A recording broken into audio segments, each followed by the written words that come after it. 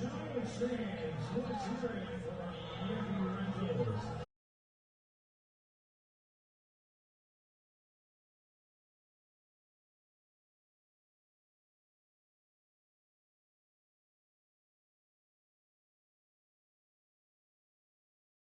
Built to handle all terrain and whatever challenges lie ahead. Grounded for the game, Yankee Rentals specializes in taking home recreation and everybody's metric central. Built to get the job done. No matter what the job takes you. Once again, the job takes you. Once again, the job takes you.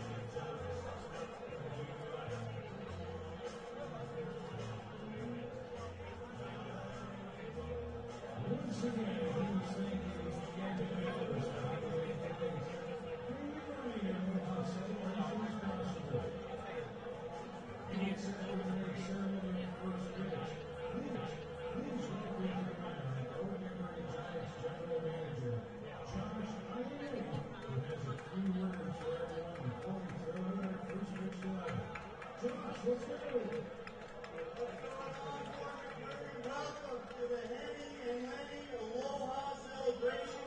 We're going to be breaking a Guinness World Record today, man. Let's give a round of applause. What a truly amazing day to celebrate two absolute local legends, two people that really stick close to our hearts. The Inet family, the Virgil family, and the Water family have been quite hit for many years, as you can see. I have a really special thing to do. The Water and the Virgil family asked me to read out a poem that Henny actually wrote for Lenny after he passed 3 years ago. I can't read good, and I'm no Shakespeare, so I'll give it my best.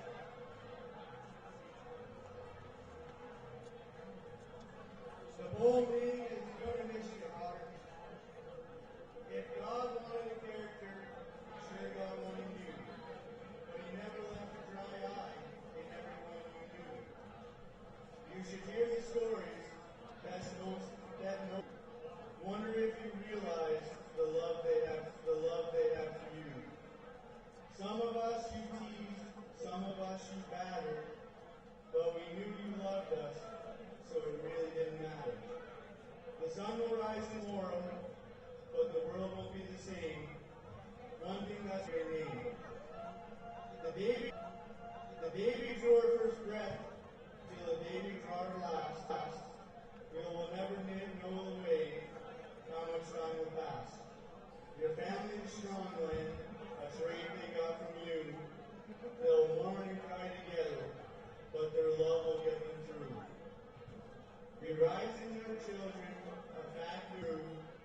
Glenn, when we see them, buddy, we see you. Gonna miss your whining, gonna miss your howl, gonna miss your laughter, and gonna miss your growl. Gonna miss your eggnog, but the most important part, gonna miss your friendship. And we're gonna...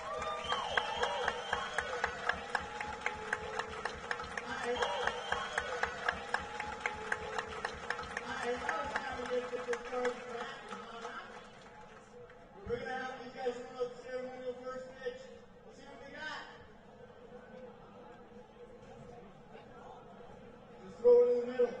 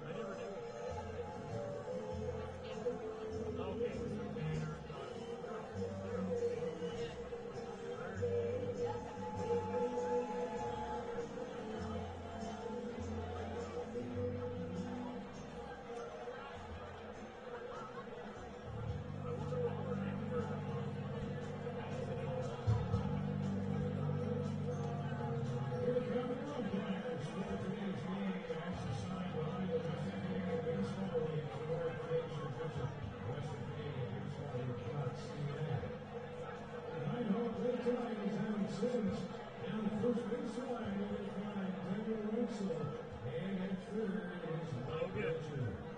You sure you don't want your glove? Sure you don't want your glove?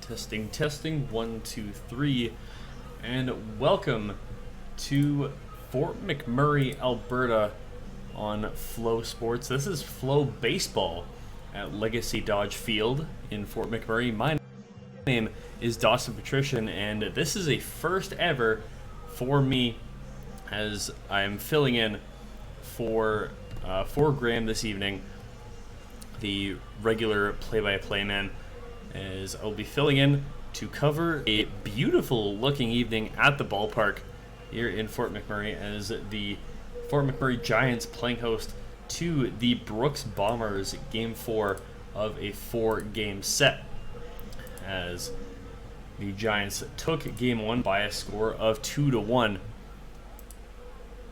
and then Brooks ended up taking the second two by a score of 7-5 and 9-7, respectively. As looks like everybody is nearly ready to go here at the ballpark. The umpires are having their chat at home plate along with both managers. A 6-game slate here on the docket for the WCBL, the Western Canadian Baseball League, as of course we have Brooks and Fort McMurray here at Legacy Dodge Field. The Moose Jaw Miller Express and the Regina Red Sox taking in a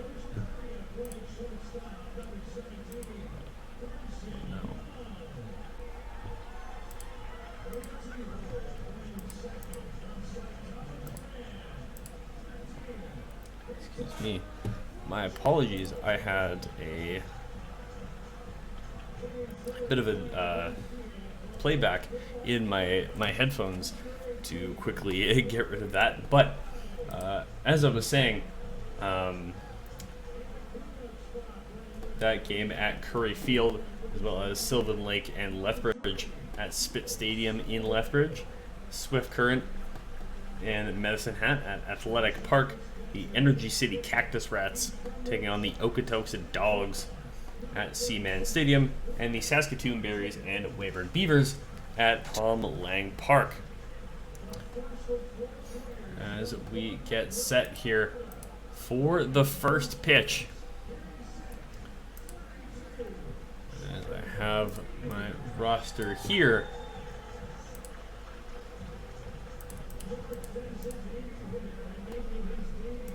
as you will have to forgive me for a couple of first game jitters, as it were,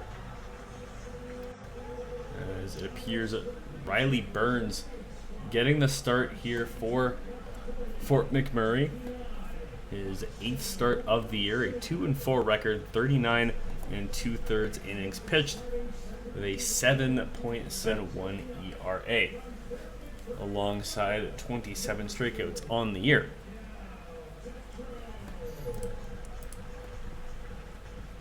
as both Fort McMurray and Brooks really on the bottom of the league standings. The ladder of those two just ahead of the former Brooks, obviously winners of 2 straight, 3-7 in their last 10, and Fort McMurray 4-6 in their last 10 contests, but the losers of 2 in a row, looking to at least draw the 4-game set here with Brooks, heading into their last handful of games for the season. As Fort McMurray a 14-37 record, and the Bombers the 15-34 record, heading into the final couple of weeks of the season. As we get ready here for the national anthem, and we'll be ready to go here in just a few moments.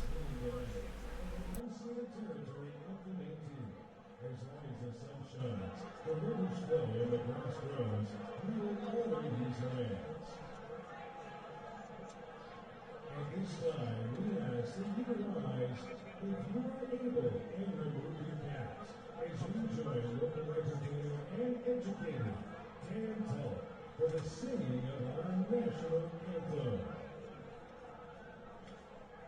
Oh, Canada, our home and native land, true patriot love in all of us command. With glowing hearts we see thee rise, the true north strong and free. From far and wide, oh Canada, we stand on guard for thee. God keep our land glorious and free. Oh Canada, we stand on guard for thee. Oh Canada, we stand on guard for thee.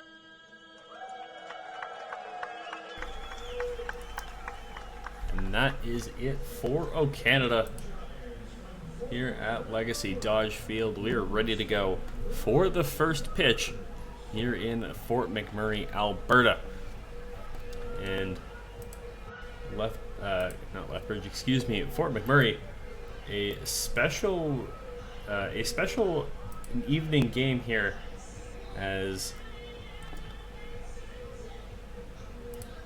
the Giants here playing an Aloha celebration is what they're calling it, and they're attempting a Guinness World Record for largest gathering of people wearing Hawaiian shirts at a single venue. And all that qualifies is a tropical print, short sleeved, and a button, as well as at least 3+ colors.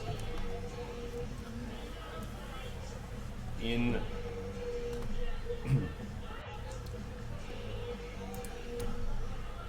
looks like a gorgeous evening here in Fort McMurray.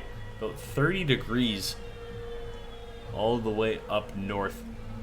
Though there is, looking at the forecast, there is a small chance of rain later on in the evening, but we can hope that that is not the case. And it looks like we do have 2 camera angles here this evening, as yesterday's contest did not.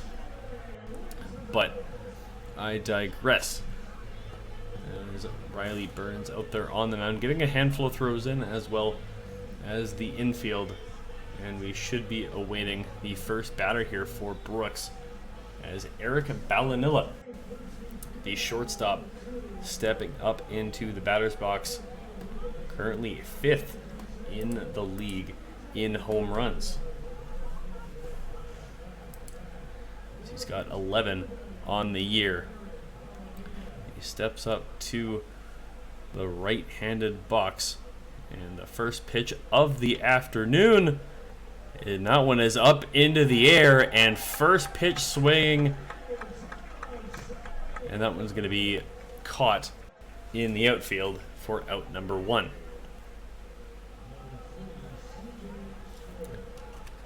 This game is being broadcasted remotely, so still settling in to the swing of things. Is now up to bat the center fielder CJ Snowden. First pitch he sees, that one's chopped up the middle. It's going to get to the shortstop, and safe is Snowden at first. Had to make the stretch to try and grab that ball was Breen, but unfortunately Brooks is on base here at the top of the first inning.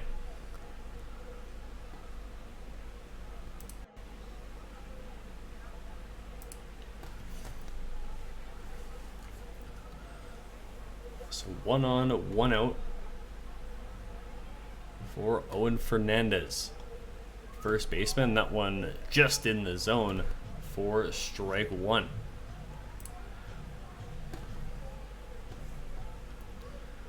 Pretty good crowd out here tonight in Fort McMurray. Trying to will their team to a victory. The pickoff attempt, and taking off was Snowden to second base. Looks like he will be tagged out. And there goes Brooks' only base runner so far. But for Fort McMurray, there are 2 outs here in the top of the first.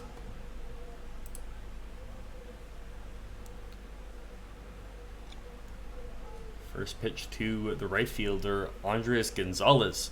Well wide for ball 1.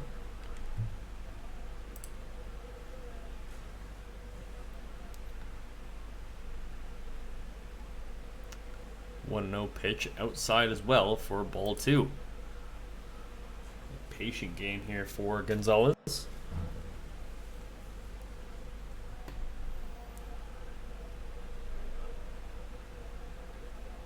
And that one down in the dirt. As ball 3. Burns now down in the count. Looks to get a strike, and he does, as a big swing and a miss for strike 1.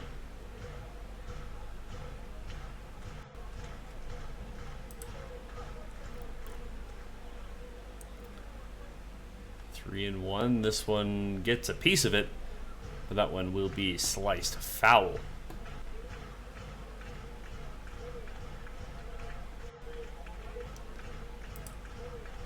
So full count now for Riley Burns.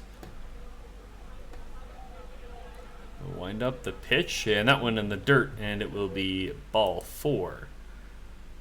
So Brooks now with an additional base runner on, with 2 outs.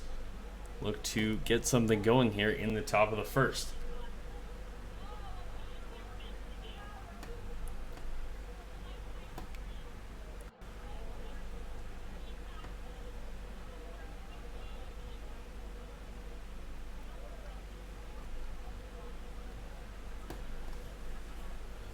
Burns sets. He'll wind up and fire, but this one well high. Perhaps looking for another steal attempt. And that one will be taken for ball 1. So far, a pretty quick start to this game. Batters getting set down at a relatively fast rate as second pitch fouled off for strike 1.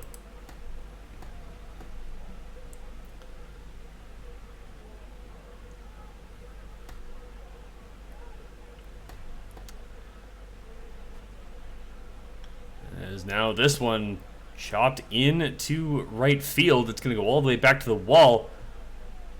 Heading to second, and looks like there will be runners on second and third here with 1 out. 2 out, excuse me.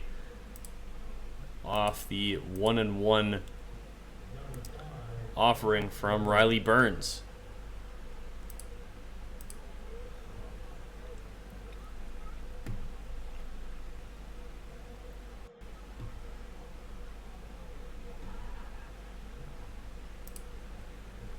Up to the plate now.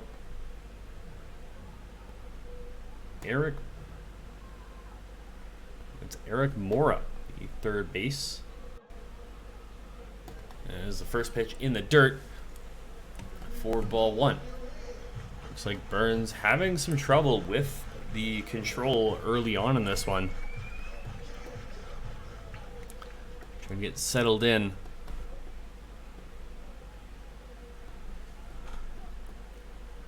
As the second pitch in the near exact same spot for ball two.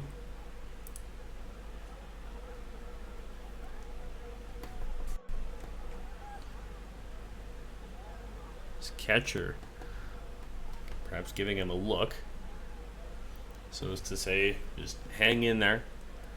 Just need one more out. Runners on second and third. And that one just outside.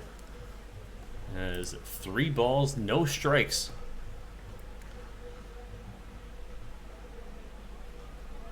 Here to the Brooks batter. This one in there for strike one, and Burns battling back, as that one had some break on it.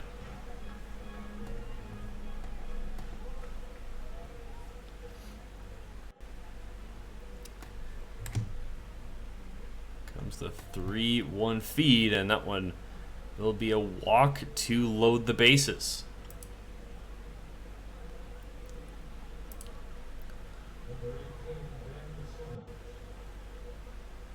So Ben Simmons now up to the plate. The catcher here for Brooks, and he's got a heck of an opportunity to blow this game open early. Brooks has yet to get on the board, but they've got a fantastic chance to do so. The first pitch of the at-bat wide for ball one. I'm sure this is not a position that the Fort McMurray defense wants to see themselves in this early. Again, the second offering well outside of the zone. 2-0.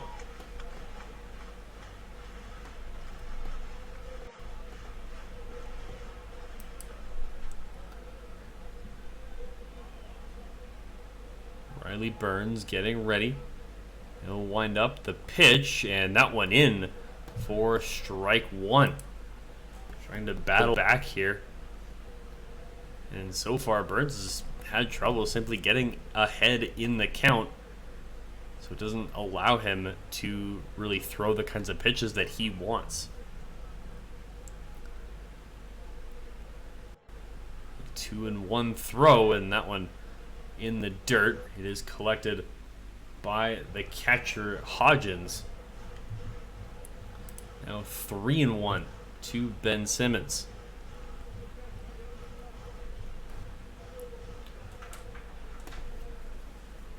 And we'll say, if nothing else going for Fort McMurray this evening, they've got the Hawaiian-themed jerseys going for them, but a strike two from Riley Burns, and now full count here in the top of the first inning. 2 outs, and the bases are loaded. So if you're going to have the bases juiced, at least look good doing it. 3-2, and that one low for a walk. And with that, Brooks gets on the board as the bases stay loaded. It is 1-0 for the Bombers.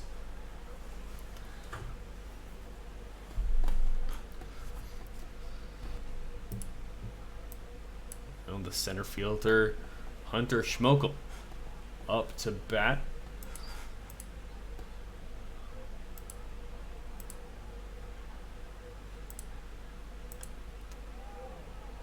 First pitch of the at-bat fouled off. 0-1.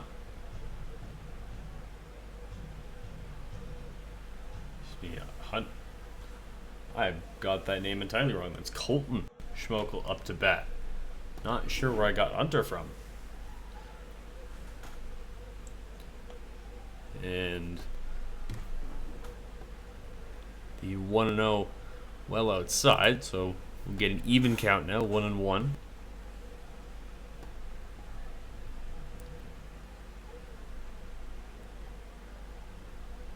Schmokel with a 250 average this season.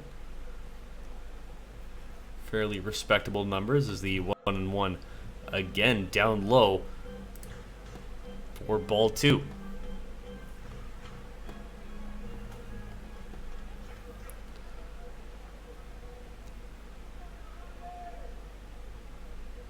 Giants defense on high alert. Here comes the 2-1. That one in there for strike 2, evening up the count once again.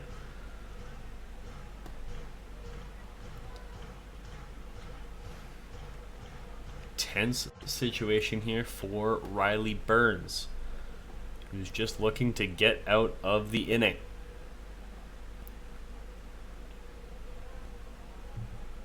Two offering wide again, and once again back to the full count.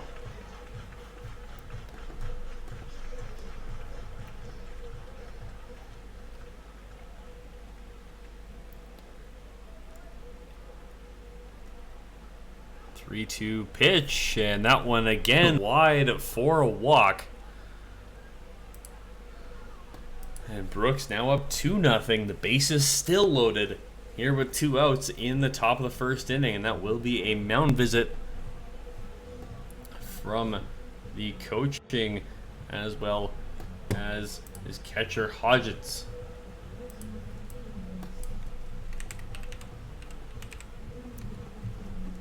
As his pitches seem to be missing either wide or down low. There isn't a whole lot up high or really on the inside half of the plate.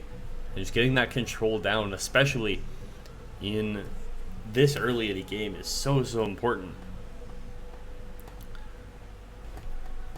as it sets the tone for the remainder of the contest. Now Daniel Jenkins, the left fielder, stepping in.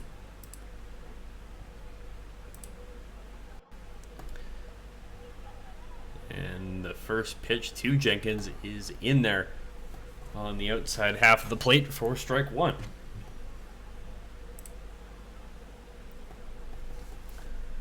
So an uncommon event here for Burns as he's ahead in the count early. And the second pitch smoked down the third base line, and this one will drive it a couple, as now runner breaking for third, and looks like he's in there. As Jenkins in with a double, and runners now on second and third,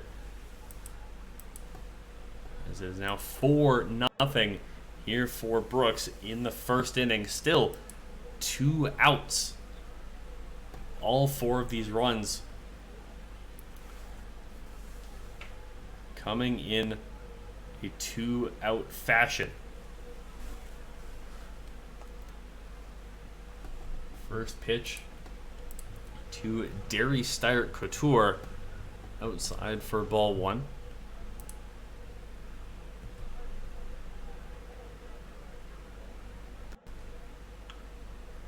And the second pitch flown out to center field, and that one will be caught by the second baseman, Kaita Fujino, and that will do it for the inning as we head to the bottom of the first.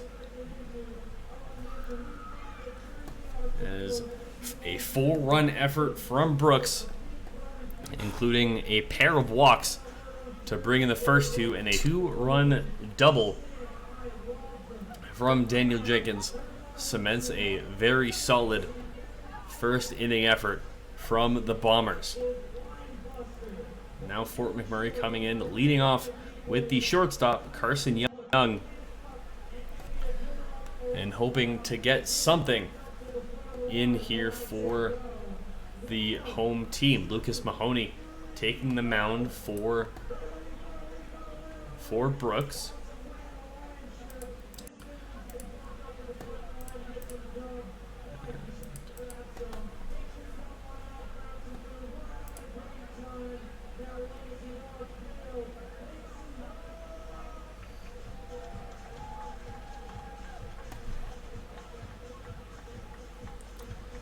Mahoney with 33 2/3 innings pitched this season, an ERA of 7.22, making his 7th start of the season, a 1-3 record with 26 strikeouts on the year.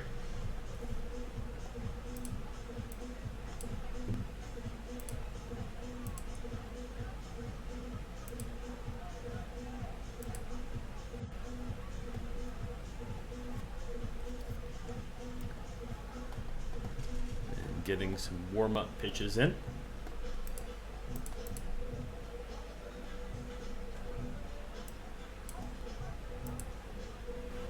And Carson Young, a .237 average this season.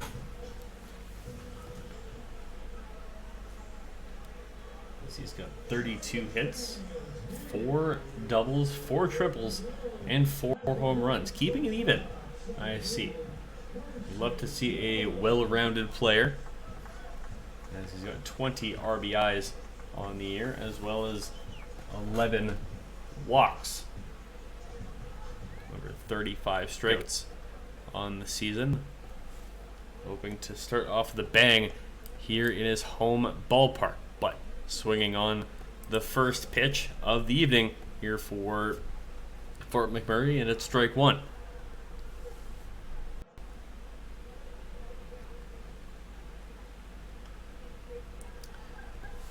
And fouled on for strike two.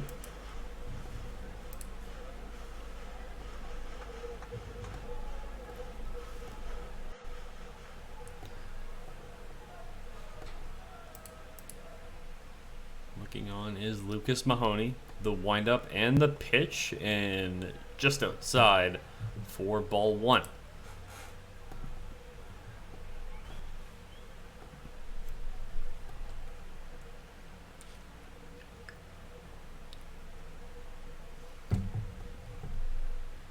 And the pitch, and that one gonna get fouled back again.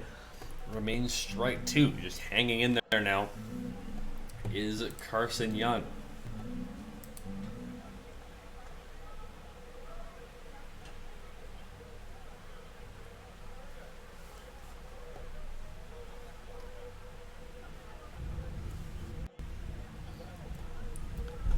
The 0-2 offering ends up getting inside, and it will hit Young on the hand. So maybe not the way they drew it up, but Fort McMurray getting the first batter of the evening on base.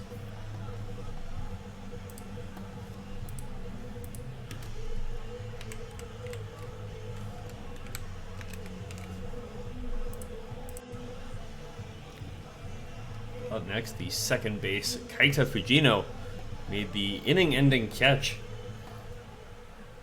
at the end of the first, running all the way out to shallow center to make the grab. First pitch to Fujino, this one high fly ball, and a fantastic catch by the shortstop Eric Ballanilla as he makes his way out to shallow left. An over-the-shoulder grab for out number one.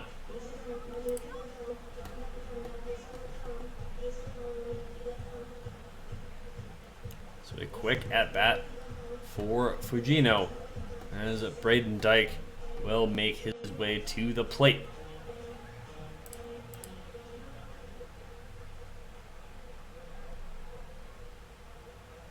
Right fielder, 241 on the year. First pitch inside for ball one.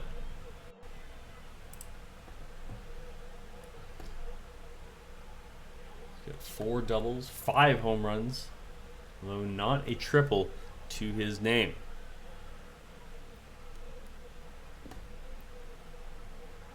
One no.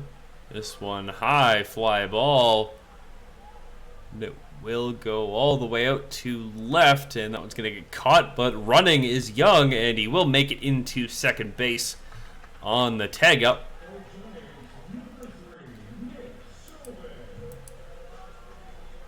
So Carson Young advances to second, and it will be a relatively productive at bat for Braden Dyke.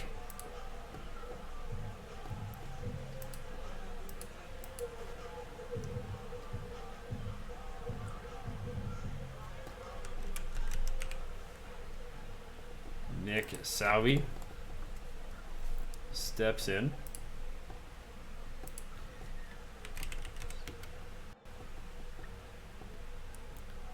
First pitch to him, gets in on the hands, but he gets enough of it. And Young will advance to third. He will break for home off the missed throw to first base. And Salvi is in at second on the error. So Fort McMurray on the board. And a runner remains at second base. It is now 4-1 for Brooks. A big, big opportunity there for the Giants. Well, really for Brooks to end the inning, but good on Fort McMurray to advance that runner to second base and now get themselves a run here in the bottom of the first. As now the catcher up to bat. There's Rhett Hodgins stepping to the plate. Currently 1-0, and he will take strike one to even up the count.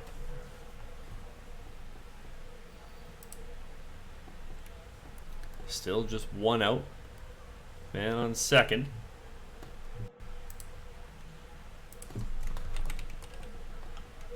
This one spiked into the ground. It won't be caught. It's picked up at second base and flubbed the throw.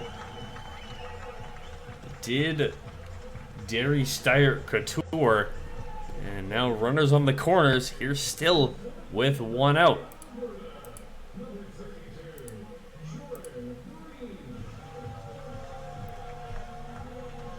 Now Jordan Breen will make his way up to bat. Batting a .236 on the air. He'll take ball one up high.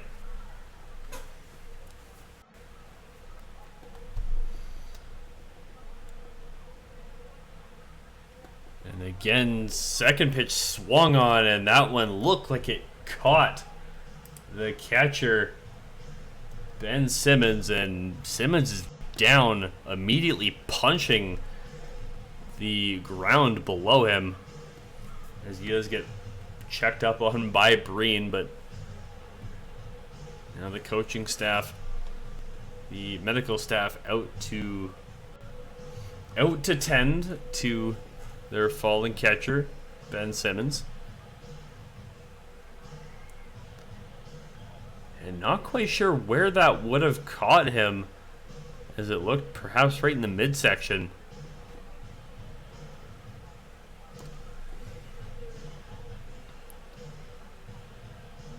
Hopefully he ends up being okay.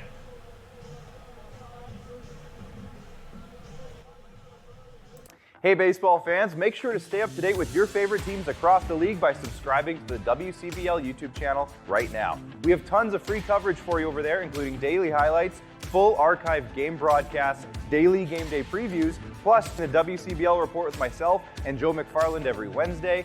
It's all in one spot, the WCBL YouTube channel. Subscribe today.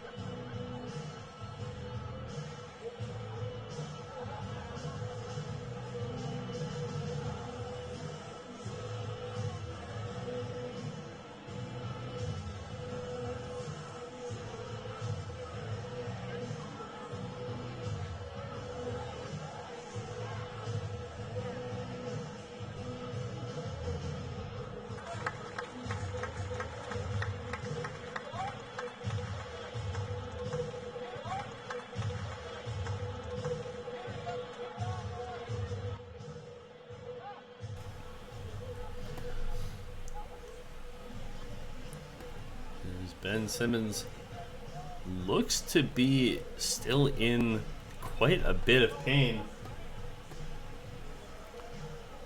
He's now hunched over, still getting tended to by the medical staff.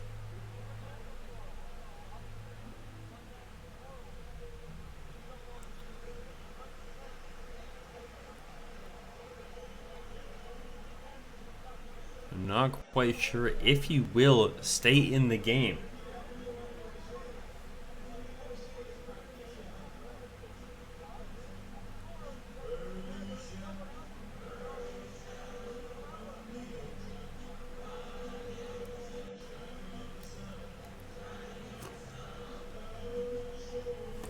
As remember, this is just the first inning. The bottom of the first, that is, between the home Fort McMurray Giants and the visiting Brooks Bombers.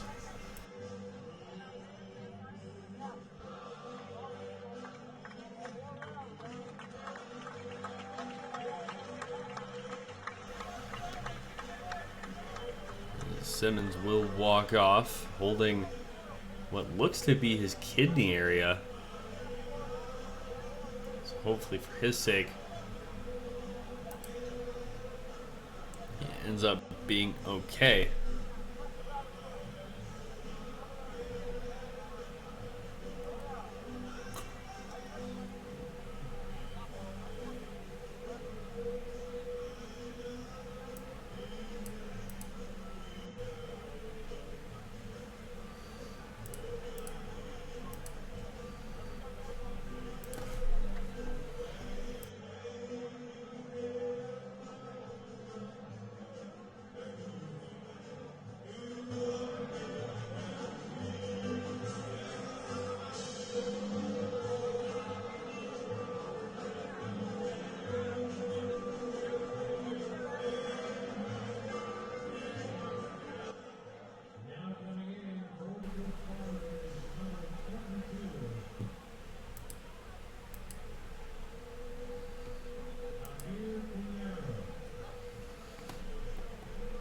The Bombers do have a replacement for Ben Simmons. Amir Pinero coming in relief.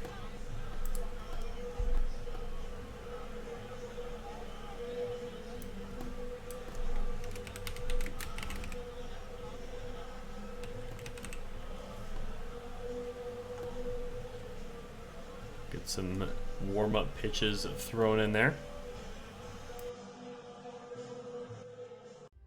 For more than 40 years, we've been there, helping Canadians find the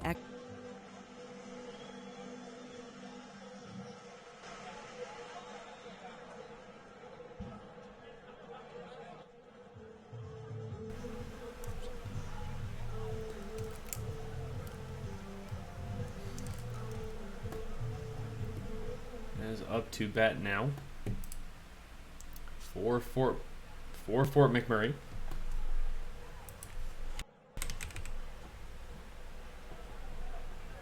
This is Braden Iannetti.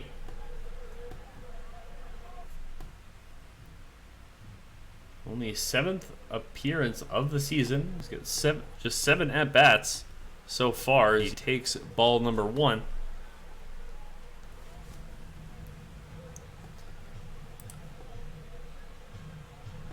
Perhaps Pinero getting used to the game feel. 1-0 pitch. That one was off the ground, but will go foul for strike 1.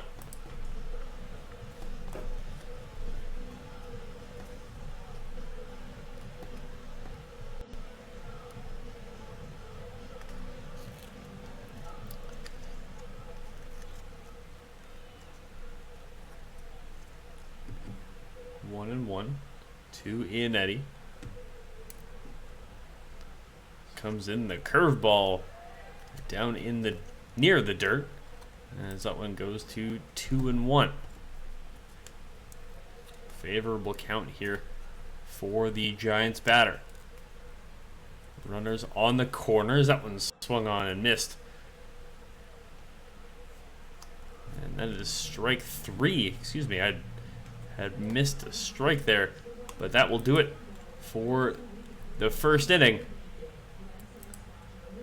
as the Brooks Bombers taking a 4-1 lead into the top of the second.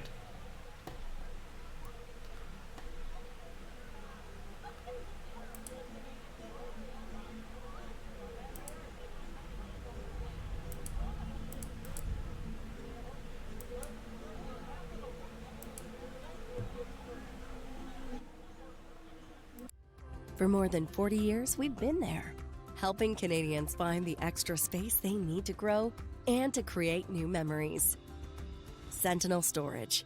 Buy Canadian, store Canadian.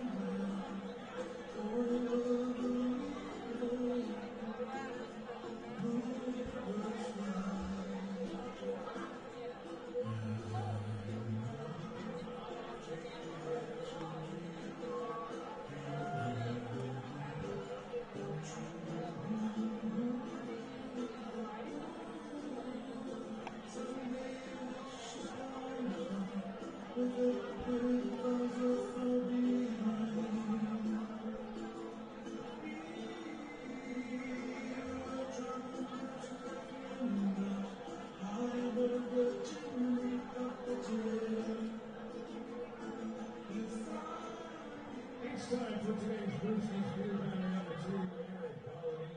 If Eric Paulina doesn't make it to first base, We are back to Fort McMurray Giants baseball on FloCollege, as first pitch of the second inning ends up being a ball from Riley Burns, as Eric Ballanilla steps in.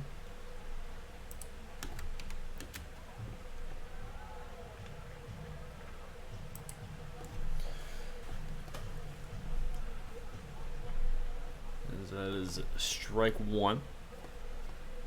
The windup and another one from Burns. Is that one outside?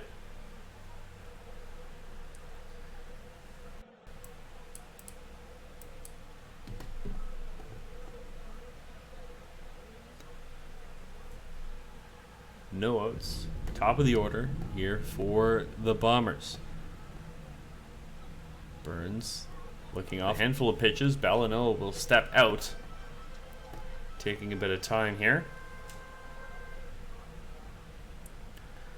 And we'll step back in, reset. The wind up, the pitch, and that one well outside again for ball 2.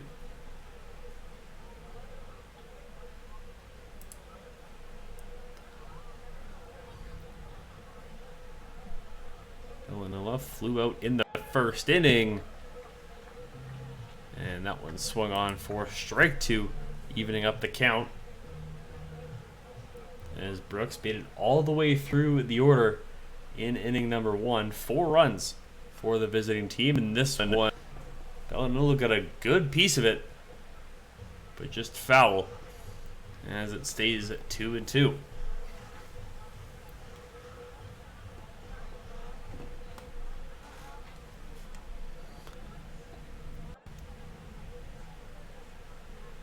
Burns looking for his first strikeout of the evening, and he's not going to get it. This one popped up, and again foul into the grandstand behind home plate.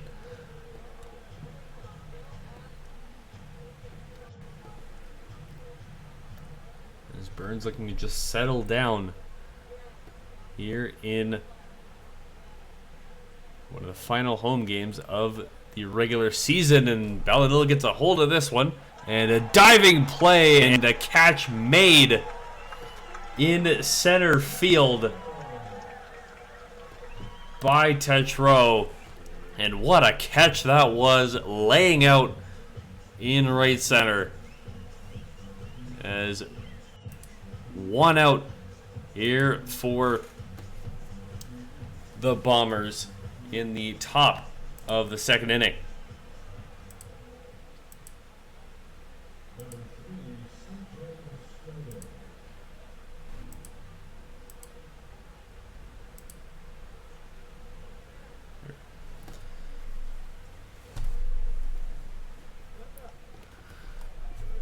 Now up to bat for Brooks, CJ Snowden, the center fielder.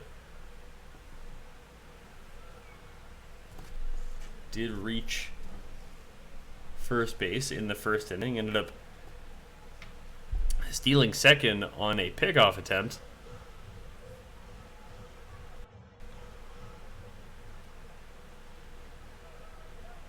Excuse me, no, was caught on the pickoff attempt. And the first pitch to Snowden, don't think he agreed too much with that one. It was pretty wide, but we'll go for strike one.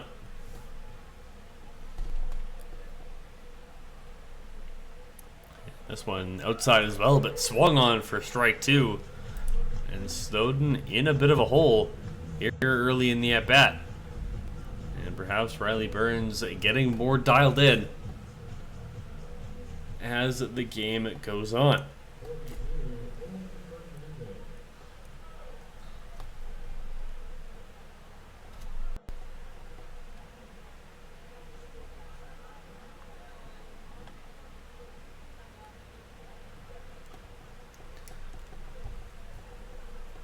Now Owen Fernandez, the first base,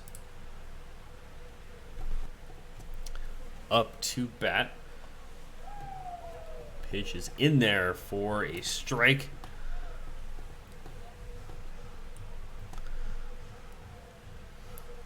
This is a much better inning here for the Giants defense, as well as their pitching is, again, another one from Burns in there for strike two. This one just on the inner half of the plate.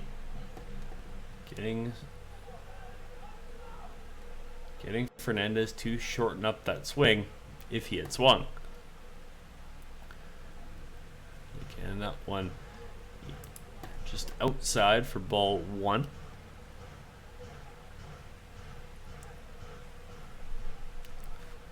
A pretty lofty pitch count in the first inning for Burns, but luckily he does seem to be okay, as that one chopped up to the shortstop and across to first base for the final out of the inning.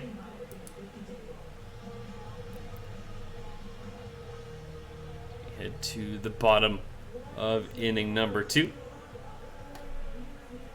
And back out there on defense are the Bombers.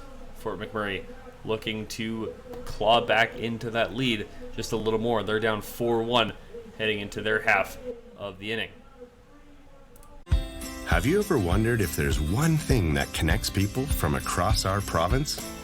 Something that connects the coffee shop to the spray park, or the brewery to the rodeo, the campground to the sports field. It's pretty amazing when you think about how it's all connected, because it truly is, and it's all we think about, so you don't have to.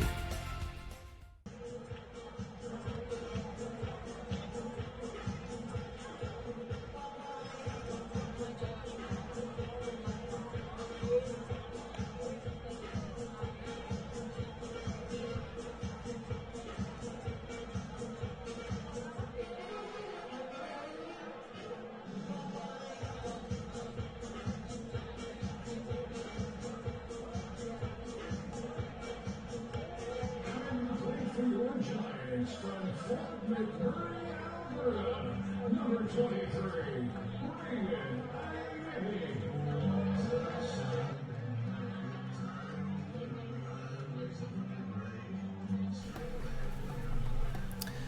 Welcome to the bottom of inning number 2 here in Fort McMurray. Braden Ionetti up to bat.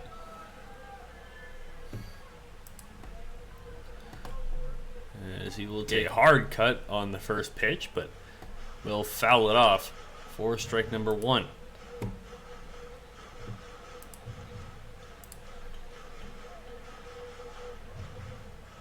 Ionetti DHing here this evening.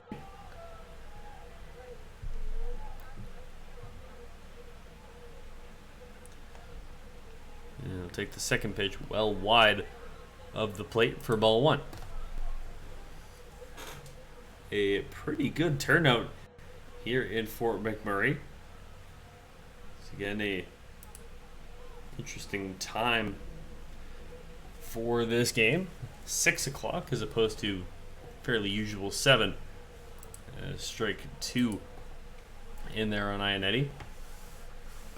But a Saturday evening at the ballpark, what could be better? I'm sure for Braden Ionetti that at bat could be put on that list as he grounds out to second base for out number 1 of the inning.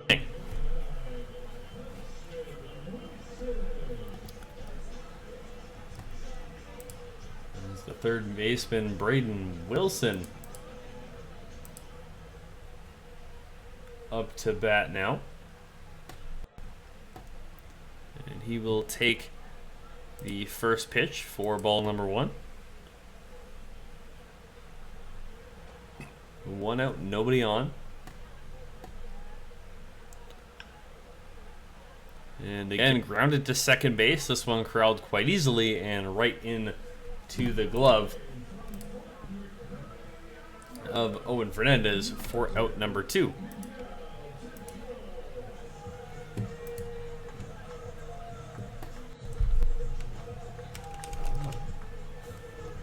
Miguel Tetreault steps in to the batter's box, center fielder.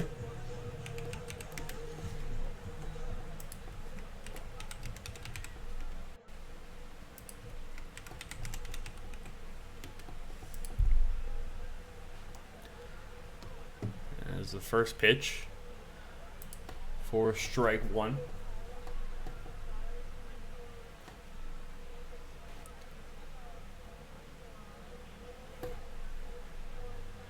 Lucas Mahoney getting honed in on his delivery. This one popped up, and running for it was Amir Pinero, but he doesn't make the catch, and he runs into the wall hard. Looks like he will be okay, but a rough evening so far for the Bombers catching staff.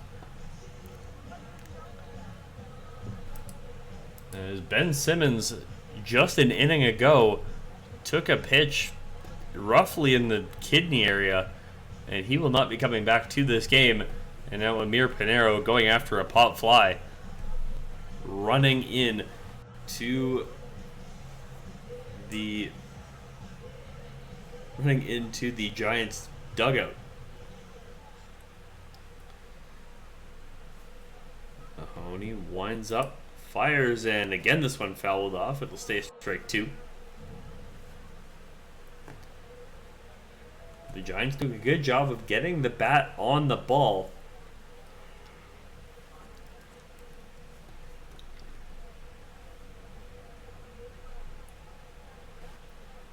Just need to put it in play.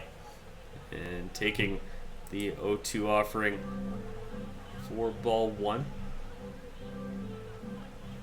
Was it Miguel Tetreault?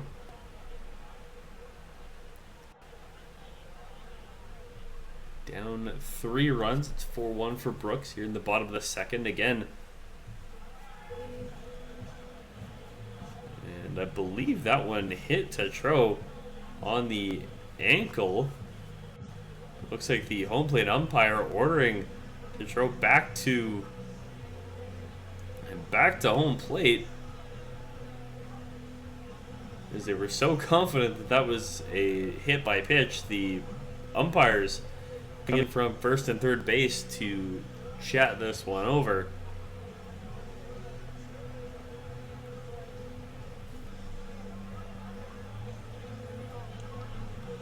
And if that had not hit him, that would be ball 2. It looks like that will be the case, and we will resume the at-bat.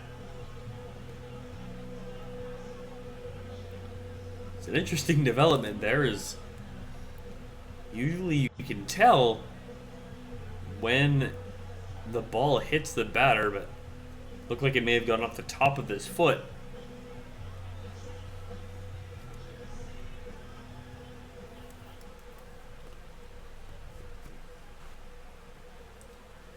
Now Lucas Mahoney looking to put Tetro away, and he nearly did, but getting a bat on the ball to keep it strike 2.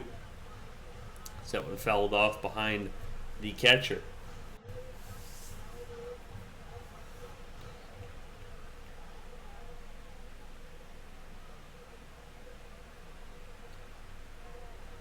Two and 2 offering to Miguel Tetro. This one swung on and missed.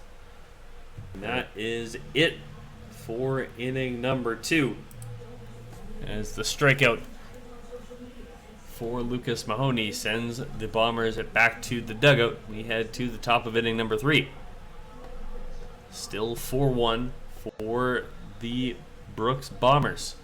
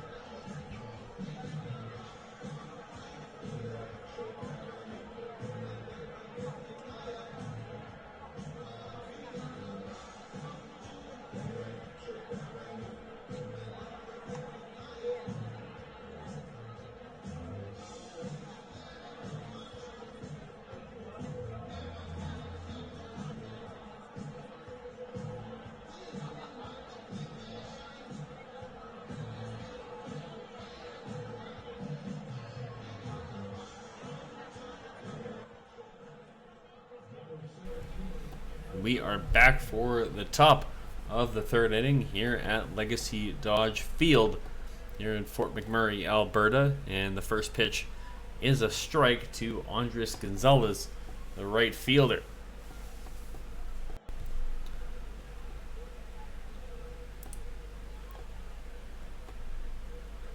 Oh, one pitch outside for a ball. And Gonzalez did find himself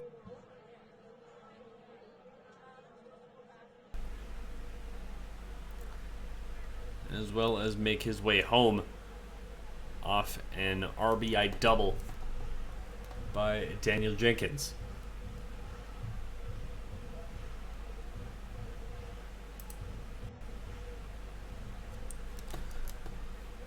So now the count 2-1.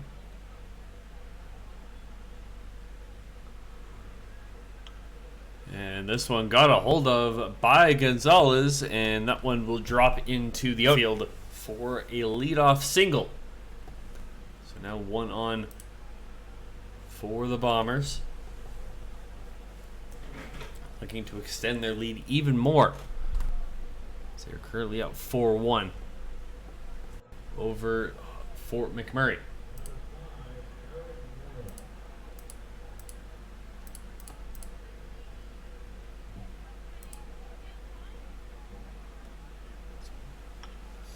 And this one right up the middle, and again into center field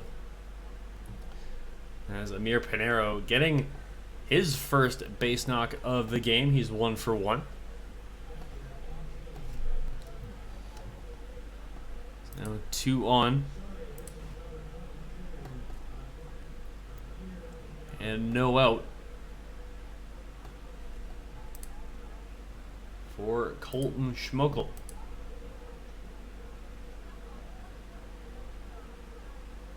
Daniel Jenkins on deck as that pitch goes for ball 1.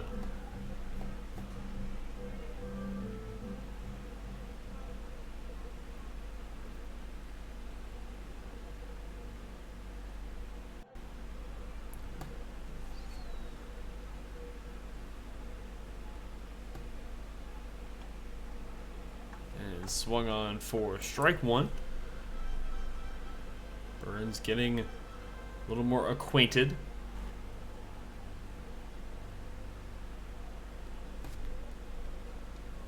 with his strike zone.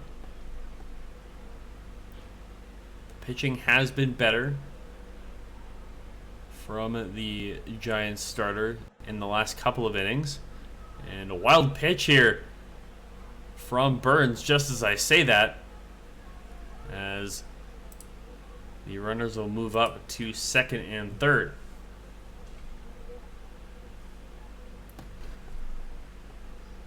So Gonzalez to third and Eric Mora to second base.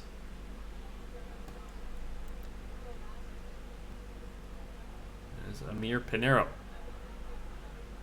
Excuse me, I had gotten that a little messed up. Pinero's at bat currently. His first at-bat of the evening as he fouls one off.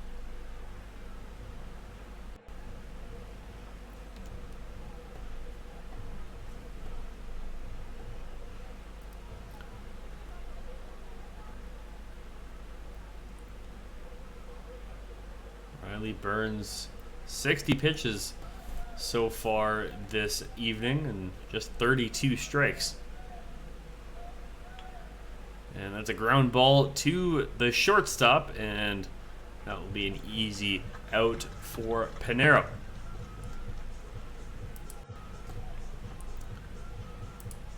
So 1 out for Fort McMurray. Still runners on second and third. Now out to bat Daniel Jenkins. 1 for 1.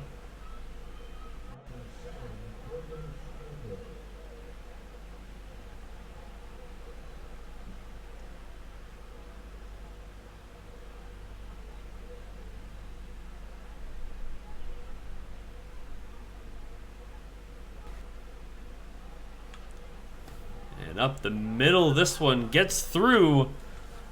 And 2 more come across the plate for Brooks. It's now 6-1 here for the Bombers in the top of the third inning.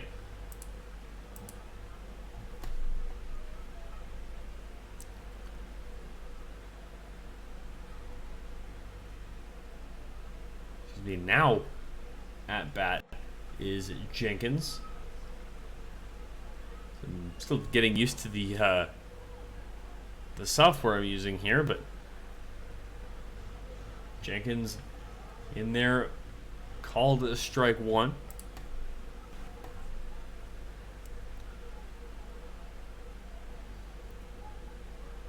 Riley Burns, second pitch, that one swung on for strike 2.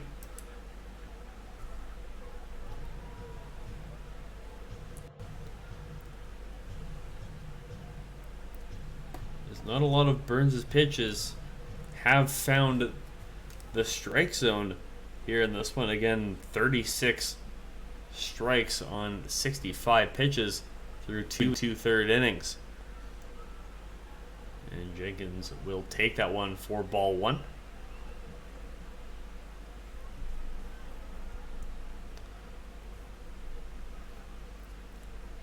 So he looks to go 2 for 2 this evening.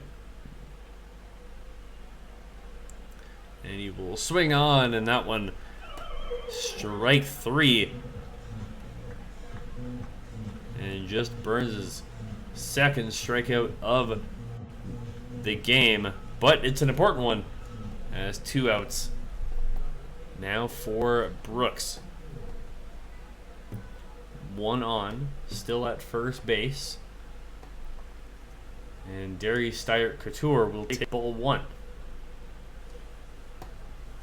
0 for 1 so far in this one. As the top of the order is on deck as Eric Ballanilla waits patiently for his turn. Riley Burns trying to make sure that that does not happen as strike 1 goes across the plate. Check swing from Steyert-Couture.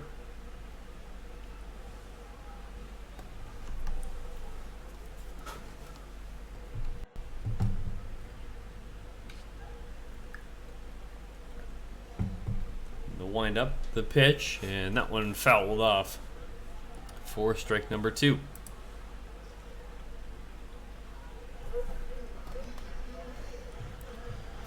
Steyert-Couture now down in the count, 1-2.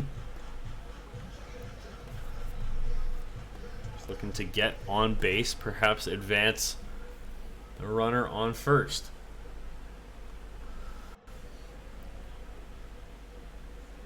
And ball 2, now evening up the count.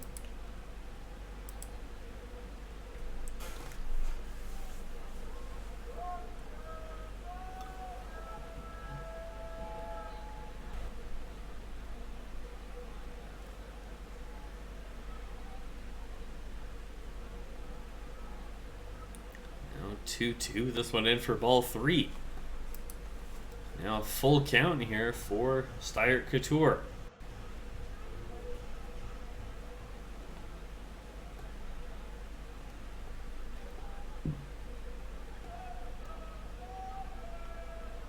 This one fouled off again. Will stay a full count.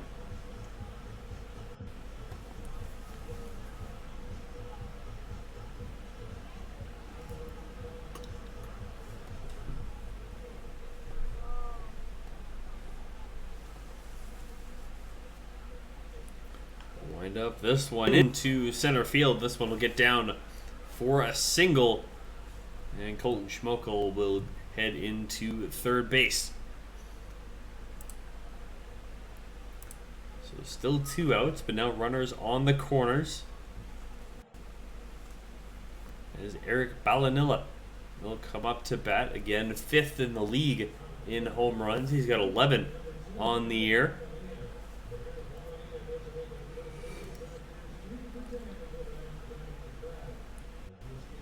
And a long fly ball on the very first pitch of the game.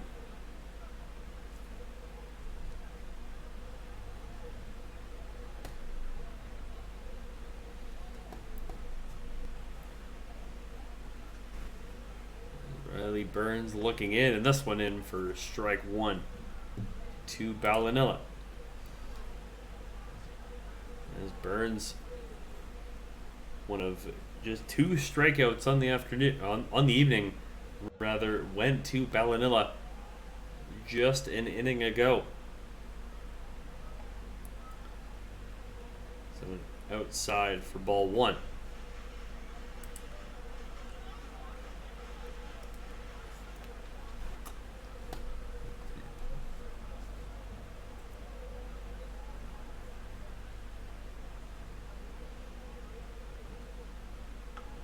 This one fouled off, goes to 1-2.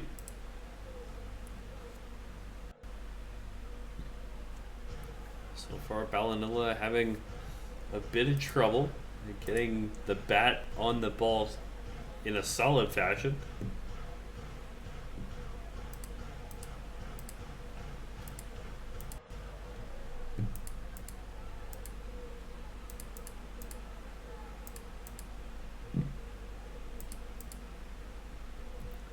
Now pitch in the dirt, but it gets away from the catcher, and advancing to second base is Darius Steyert-Couture.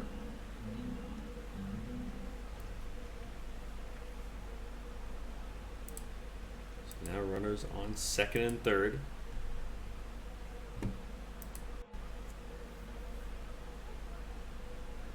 Up to bat is CJ Snowden.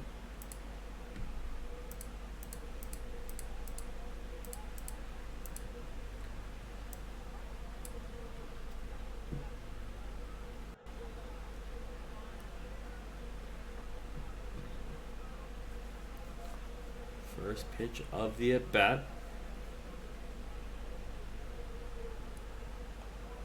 And that one in for.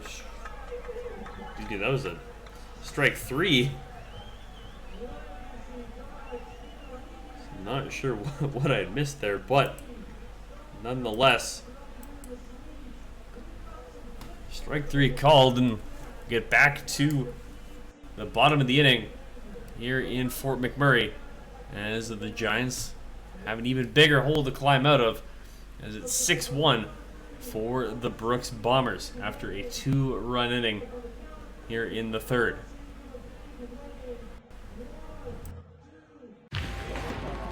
Yo, that's the one. You going? Yes. Can I join you guys? All right, let's go.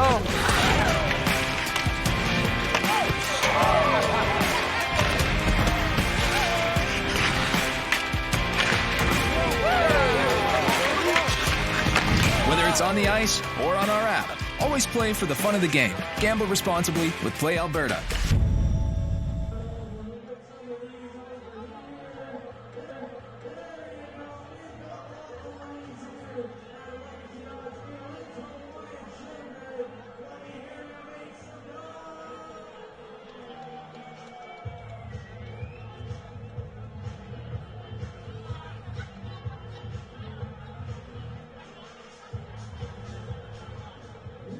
The count right now, we are so close to breaking the world record. If you have a friend sitting at home doing nothing tonight, call them. Tell them to come on the Hawaiian shirt, get down here. We're going to break this world record, and we are so close. Everybody off here with that Hawaiian shirt.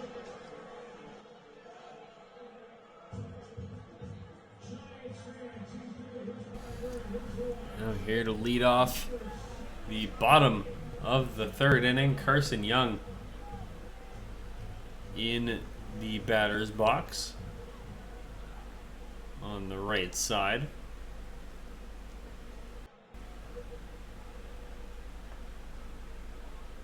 And he'll take ball one that went up high from Lucas Mahoney. Mahoney, 2 innings pitched. He's got 2 strikeouts, no walks, about 35 pitches under his belt, and this one flown high up in the air from Young, and that one will get caught for out number 1.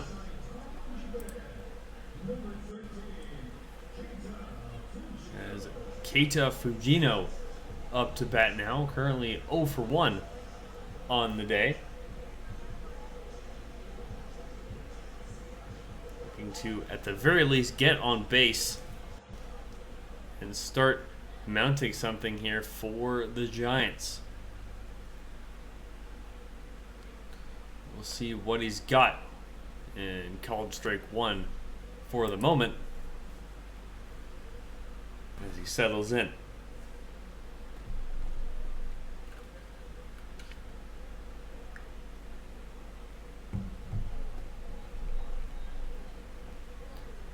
Ball 1, well wide of the plate.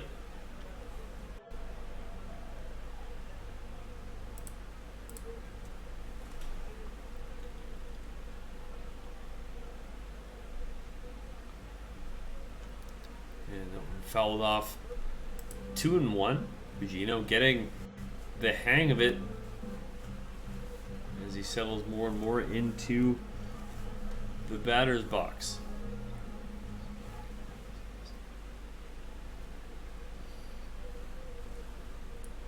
Mahoney looking on. He'll wind up. And getting a piece of it is Fujino. And that one, he's in there at first base. As he couldn't get the throw off in time, did Mahoney.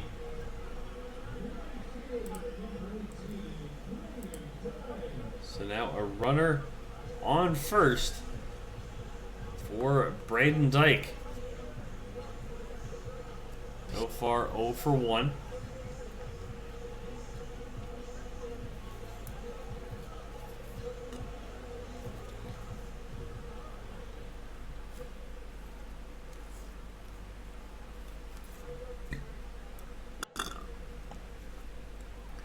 As the first pitch in for strike 1.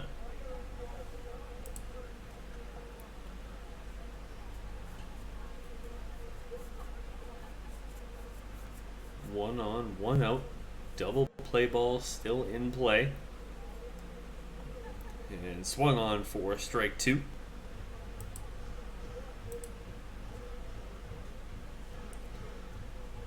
Down 0-2 in the count is Braden Dyke.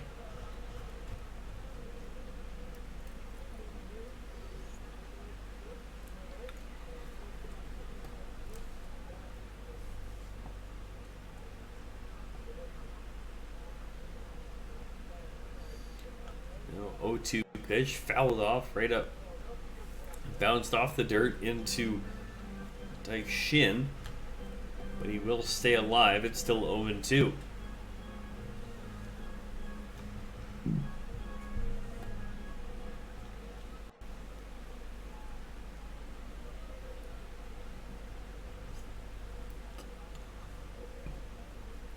Trying to extend the at-bat here, perhaps work the starting pitching.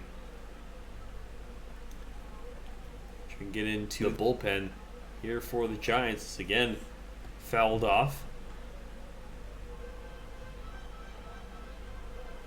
It will remain strike 2.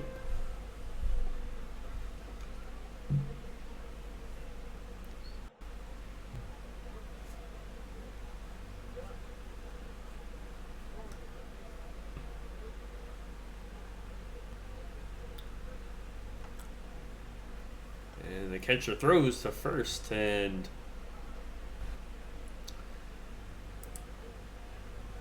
will not be successful,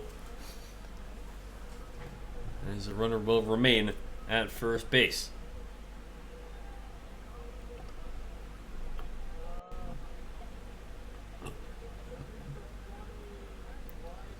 Now the 6th pitch of the at-bat for Braden Dyke, and that one came very close to popping him in the old noggin, but instead it's in there for ball 2. Up to 7 pitches in the at-bat now.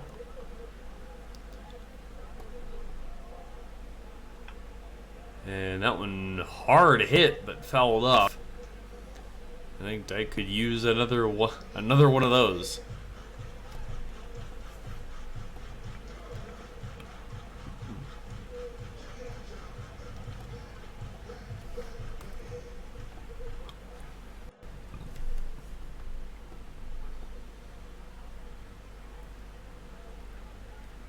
Wind up and the pitch, and this one's grounded to short and all the way across the diamond for out number 2. So on the fielder's choice, Kaita Fujino will advance to second base. But unfortunately for Fort McMurray, they're now down to the last out of the inning. Bottom of the 3rd. Up to bat, Nick Salvi, Rhett Hodgins on deck. Should Salvi get on base?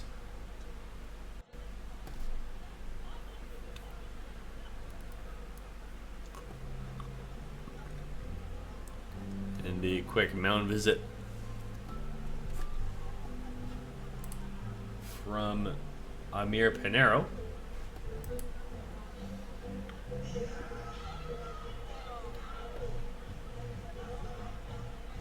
Ready to play ball here once again.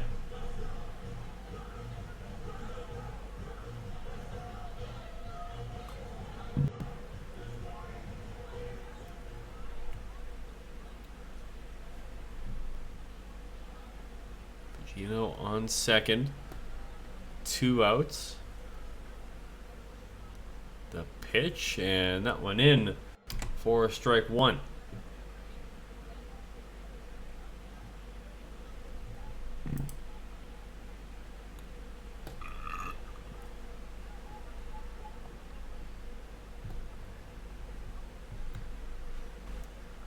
Still looking towards second is Mahoney. He'll fire, and that one popped up all the way to center, and that one's going to be caught for the final out of the inning. We'll head to the top of the 4th, where once again Brooks looking to extend their lead even more as we have CJ Snowden up to bat to lead off for the Bombers when we come back.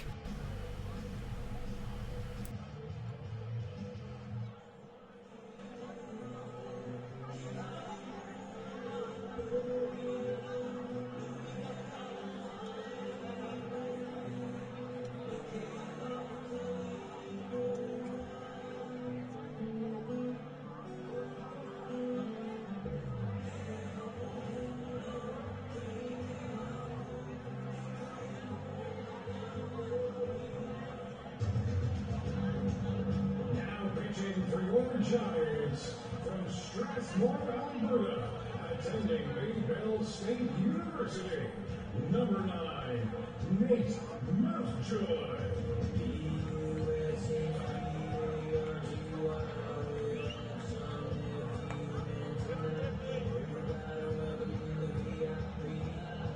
Make sure you today, we want to make sure you get on the official count for the world record attempt today. We'll be making that at the end of the 5th inning. Don't go anywhere. We're sure that counting.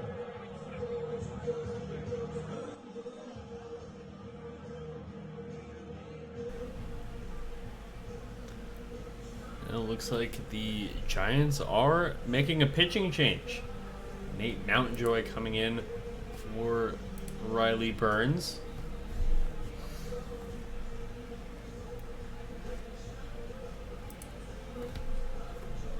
After Burns had a, well, less than stellar 3 innings here for McMurray.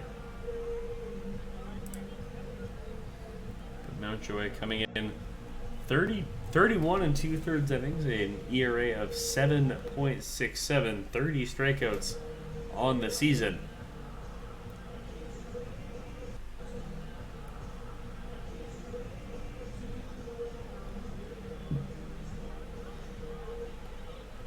So we'll see what he can do up here against CJ Snowden.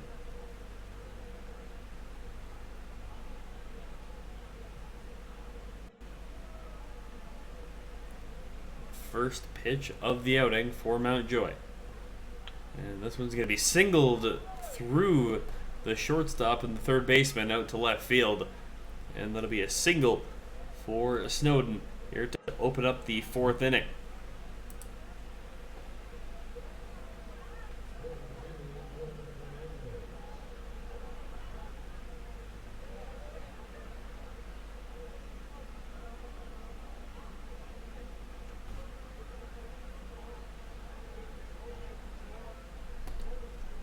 So not exactly an explosive start here for Brooks, and a steal perhaps, and safe is Snowden at second base. As the throw just slightly off the mark by Rhett Hodgins.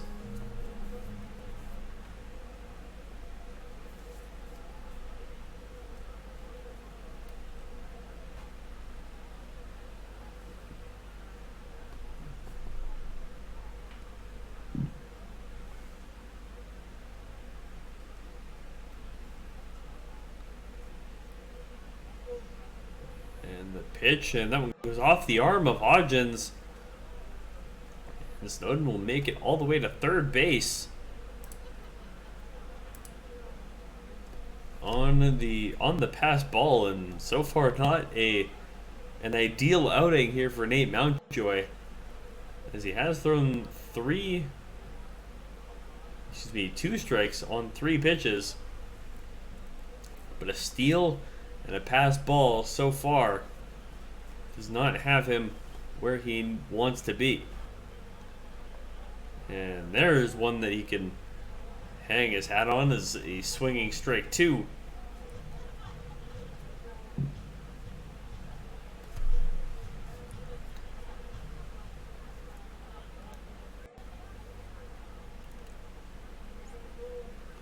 Just looking to get that first out of the inning. This one grounded to short and straight home with it, as out at the plate is CJ Snowden. And the Giants keep the lead, or the deficit rather, to 6-1. So reaching on the fielder's choice.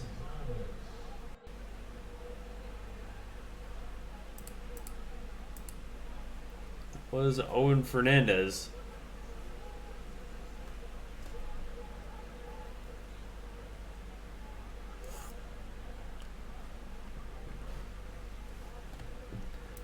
We'll see what Andres Gonzalez can do, as he is 2 for 2 on the evening. But a first pitch foul puts him down in the count 0-1.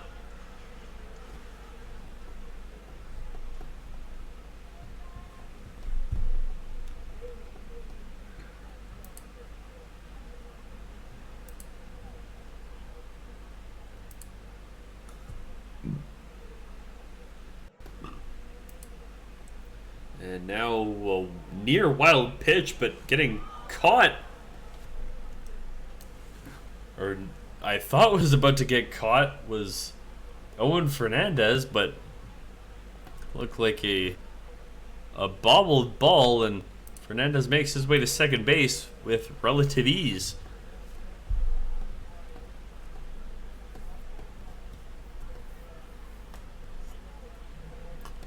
So still 0-1 to Gonzalez.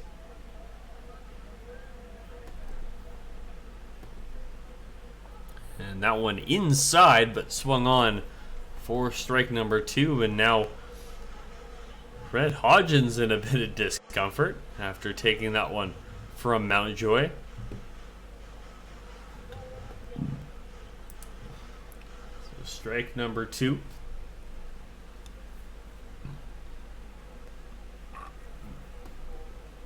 Nate Mountjoy looking the second out of the inning.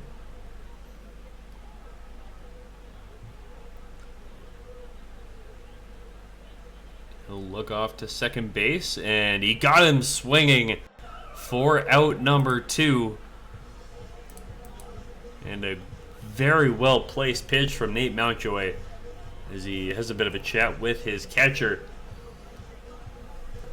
Now Gonzalez now 2 for 3 this evening, and the right-hander Eric Mora coming into bat with 2 outs.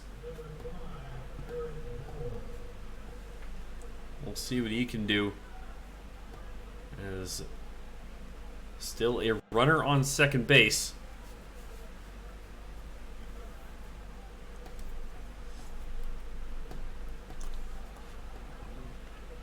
As the first pitch inside for ball 1.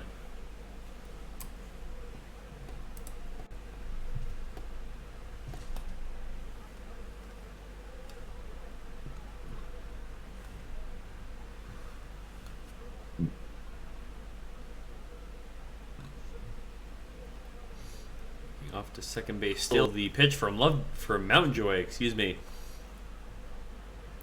And that one fouled off for strike number 1, and evening up the count at 1 apiece.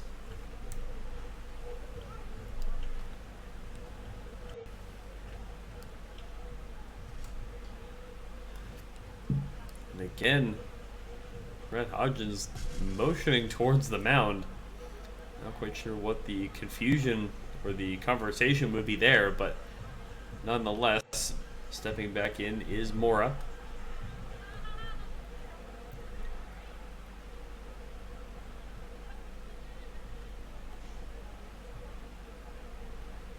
to hopefully retire the side is Nate Mountjoy. The pitch, and this one grounded to short, and the throw on to first will get him, and that will do it for the top half of inning number 4. As we head into the bottom of the 4th, catcher Rhett Hodgins will lead off for Fort McMurray as they still remain down 6-1. For over a century, we've been more than just lawyers. We're your neighbors, your friends, and your strongest advocates. With 15 locations across the prairies, we're everywhere you are. Stringham, your local lawyer.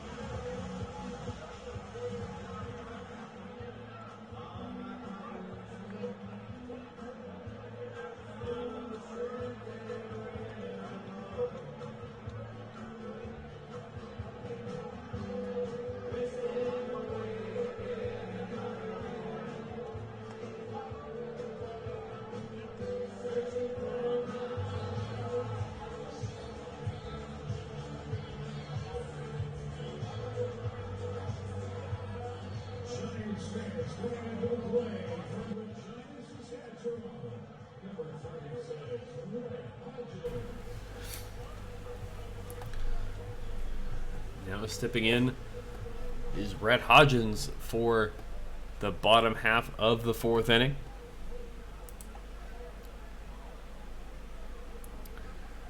As a called strike 1 passes him by. The Giants still in a 5-run deficit here near the halfway mark of this game. Second pitch fouled off. Now down 0-2. I'm going to get patient here as Hodgins, but he is 0 for 1.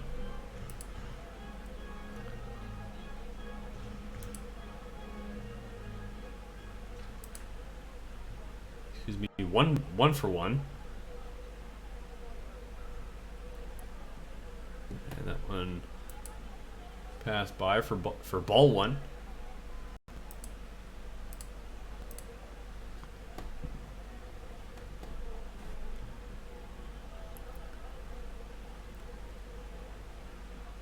Wind up the pitch,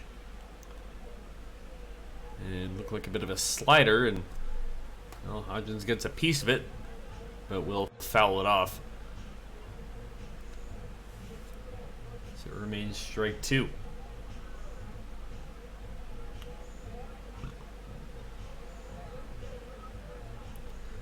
Lucas Mahoney, 3 1/3 innings. 3 innings, excuse me, not a third quite yet.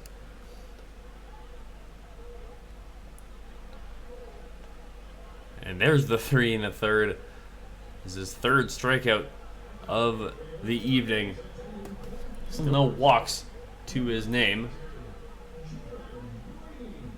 as Jordan Breen will come up to bat. Now 1 out here for the Giants.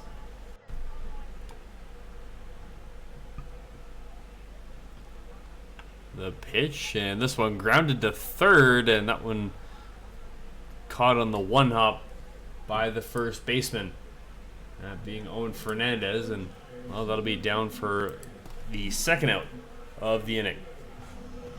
So far, Brooks making quick work of these Giants batters. Braden Ionetti. 0 for 1 so far, and he'll step in and hopefully get something going here for his team.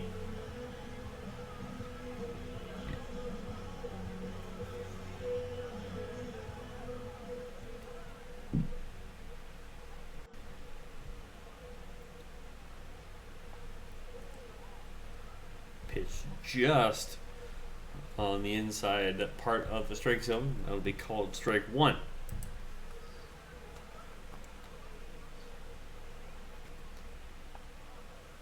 And then he will swing on for strike two. And again, now down in the count 0-2. And it seems to be a fairly common occurrence in this one, is the Giants they will exercise patience to a certain degree, but now in situations like this where now Ionetti fouled off the third pitch of the at-bat, remain 0-2, but now just has to stay alive. We'll see if he can. Fourth pitch of the at-bat. Mahoney looking to put him away, and this one's going to be a high fly ball, but will be fouled once again, remaining 0-2.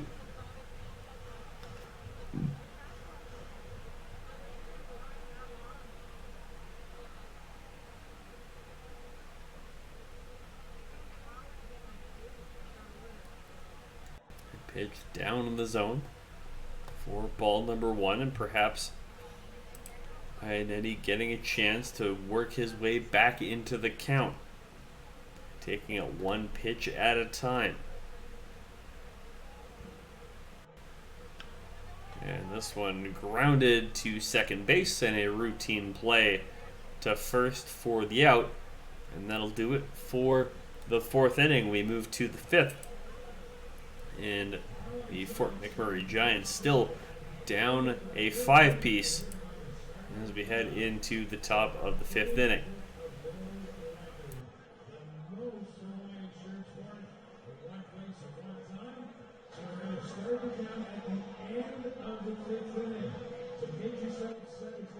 Hey baseball fans, make sure to stay up to date with your favorite teams across the league by subscribing to the WCBL YouTube channel right now. We have tons of free coverage for you over there, including daily highlights, full archived game broadcasts, daily game day previews, plus the WCBL report with myself and Joe McFarland every Wednesday. It's all in one spot, the WCBL YouTube channel. Subscribe today.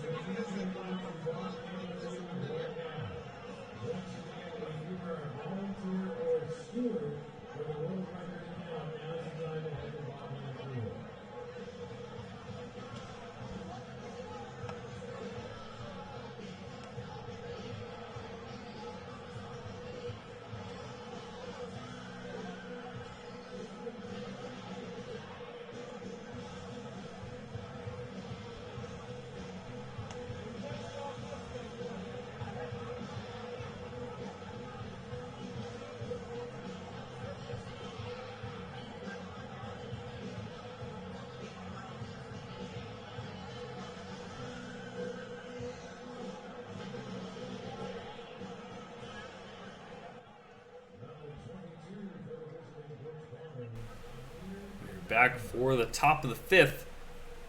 Stepping in is Amir Pinero, up against Nate Mountjoy at his first strikeout of the evening just last inning. 13 pitches in fourth, and this one up over the head of the shortstop and out into center field. This will be a leadoff single for Pinero. First pitch swinging. It's not the first time they've done that so far today. It's been varying degrees of success. They've had a couple of hits and one flyout from Bellanilla for the very first pitch of the ball game. We'll see what Colton Schmokel can do. 1 for 1.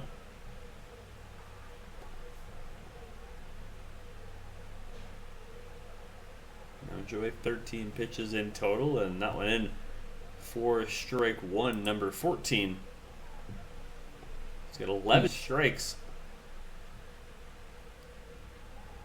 So an efficient pitcher Mountjoy is, wearing number 9. The wide stance and a quick windup, and that one going to be popped up. And that one will be caught by the shortstop. That being Carson Young. And that'll be out number 1.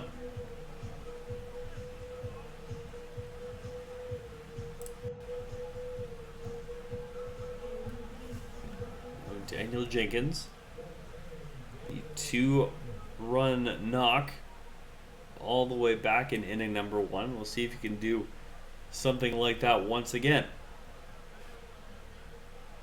1 for 2. Again, the pass ball from Mountjoy, but not advancing. Staying on first.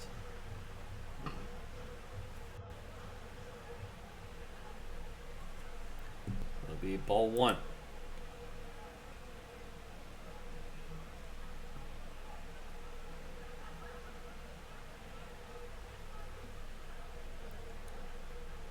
Loading up and right down the middle for strike 1.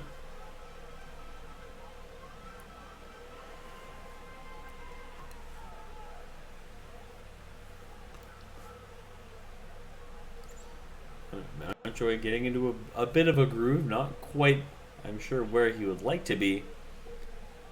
Trying to settle in relief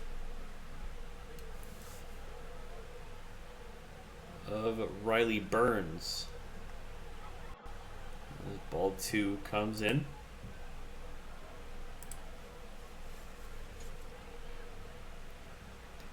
It's now 2-1.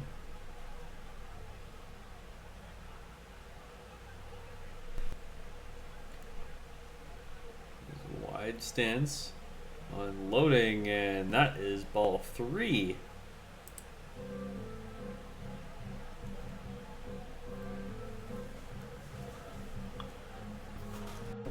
Daniel Jenkins.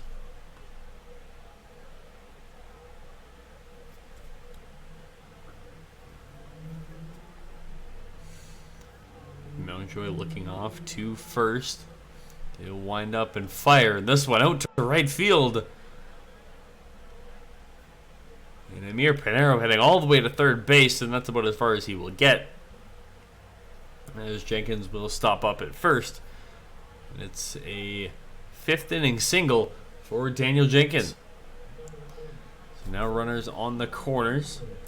Still only 1 out. Double play ball still in play for Derry Steyert Couture.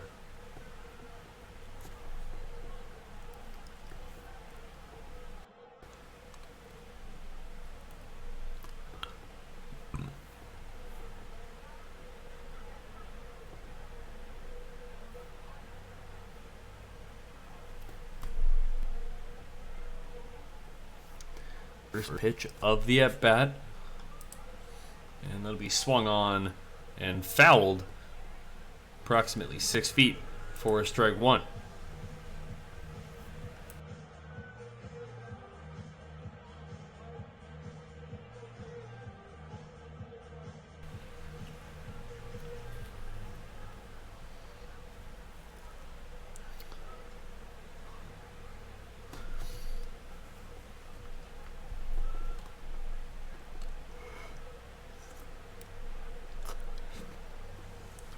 Looking in, that one called strike 2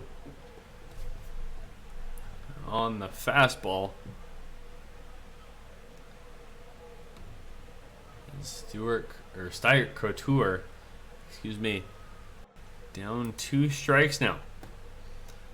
Staring down Mountjoy.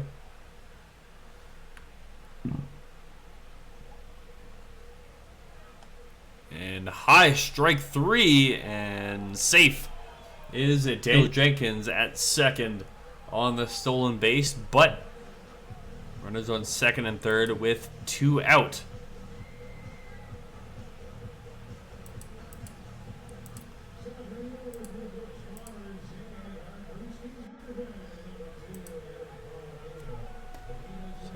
Eric Ballanilla.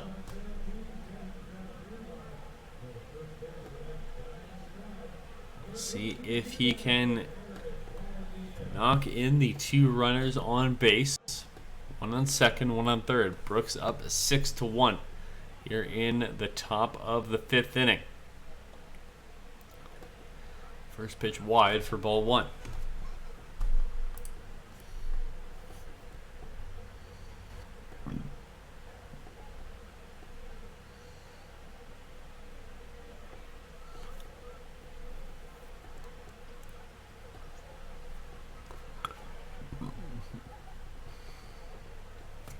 Looking in for pitch number 2. This one swung on hard for strike 1, and I think Ballanilla swinging out of his shoes on that one.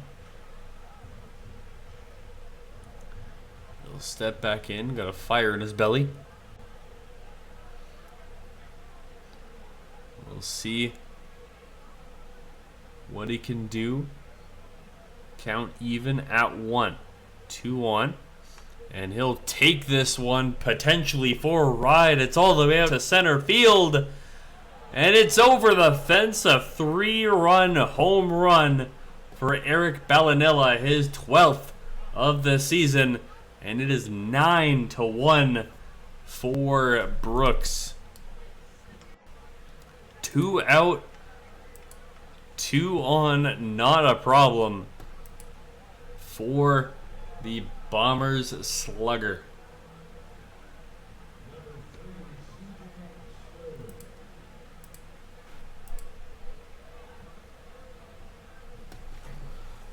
Now up is CJ Snowden.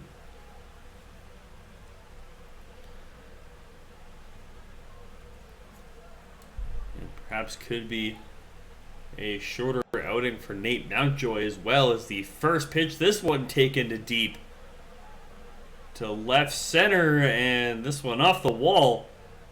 And Snowden's still going. He's going to chug in there. He loses his helmet on the base pass, and he's in with a triple. A close call at third, but Snowden able to pull it off, and he's in at third base.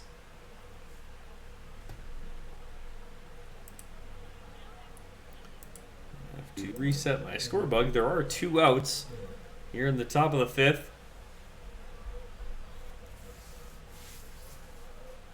Could be seeing perhaps a different pitch for the 6th for Fort McMurray, but we shall see. We shall see.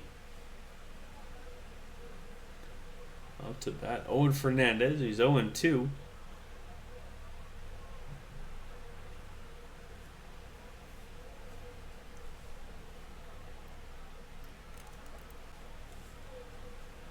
That one just high. It's ball 1.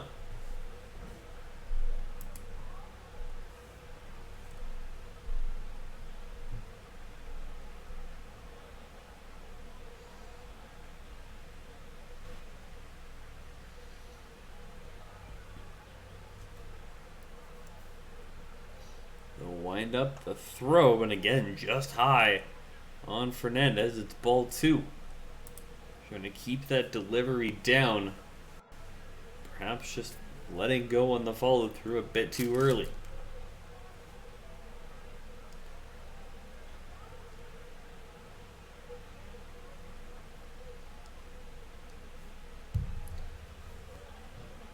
Two and 0 to Fernandez. And that one swung on for strike 1. And Nate Mountjoy getting in to the count now. Trying to even things up at 2 apiece.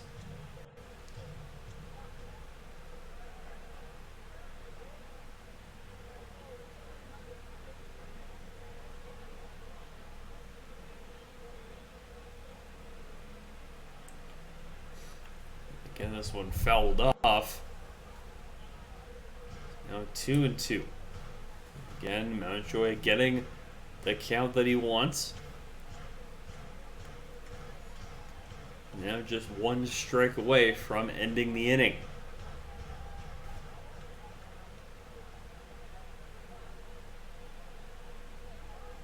Shortening up his stance ever so slightly. It'll wind up, and this one popped up, and that one's caught in center field. And that'll do it for the top of the fifth as we move to the bottom half. The damage has been done. A 3-run shot by Eric Ballanilla. And we head to the bottom of the fifth with the Fort McMurray Giants down 9-1 against the Brooks Bombers.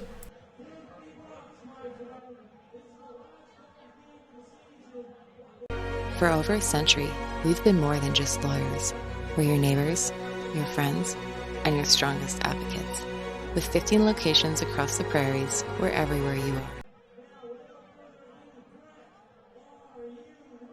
For over a century, we've been more than just lawyers.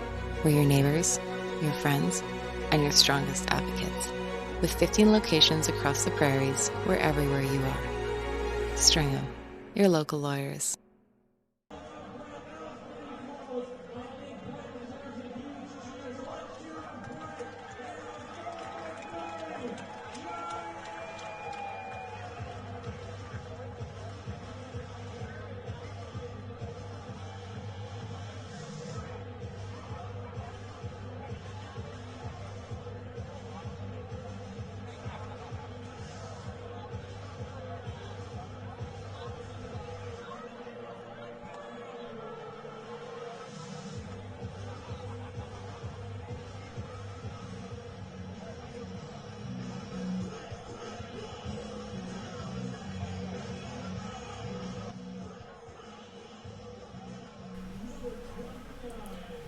Now for the bottom of the fifth inning. We've crossed the halfway mark of this contest as Hudson Wilson steps into bat.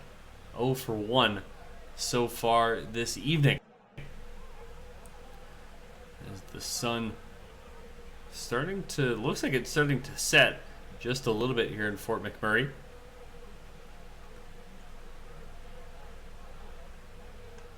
As a chop grounder, this one goes foul, just off the third baseline. Now again down 0-2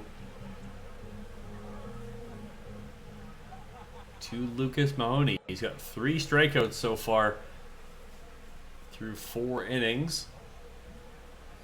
62 pitches, 45 of them in the zone for strikes. And a high curveball. This one finds its way down into the dirt for ball number 1.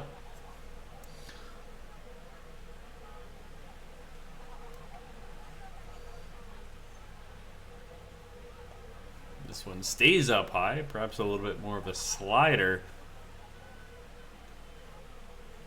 In for ball 2. Now even the count at 2 apiece. This one low, and the catcher can't get the umpire to bite. It's 3-2 now, full count.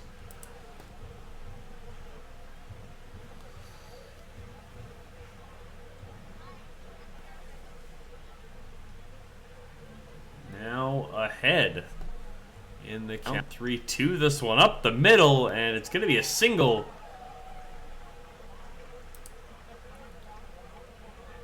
For Hudson Wilson.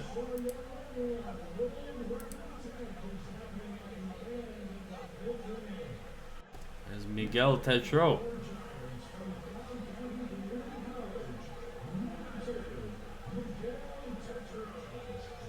will step in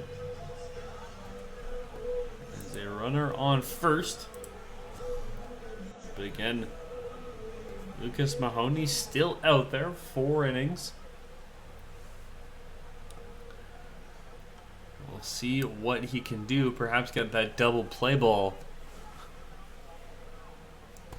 As with no outs in the inning, will be crucial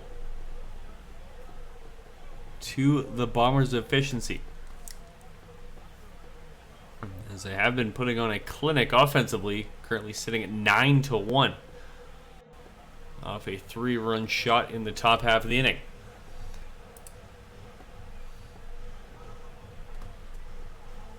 Second pitch of the at-bat in for strike 2.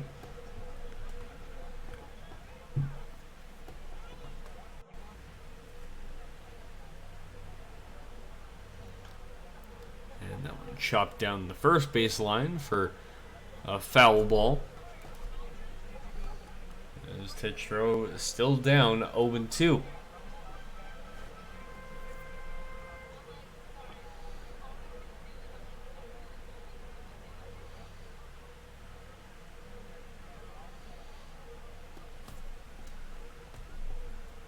Wind up. The pitch and swung on for strike number 3. 1 out here for Brooks.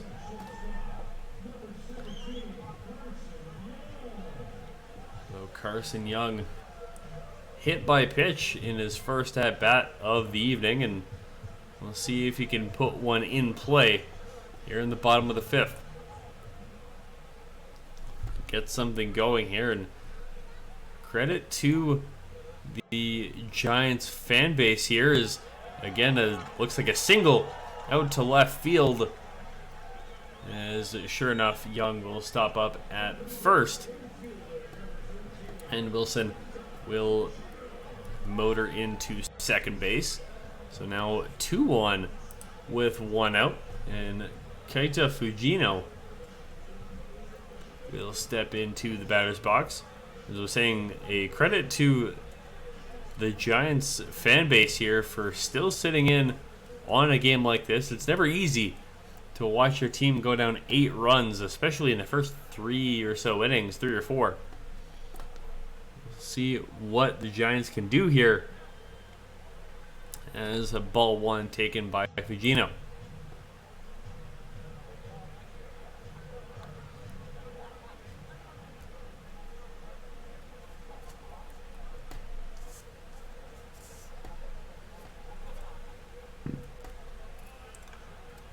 Swung on, this one popped up and will be just behind first base. Making the catch is Owen Fernandez, and that will do it for Fujino's time at the plate. 2 out.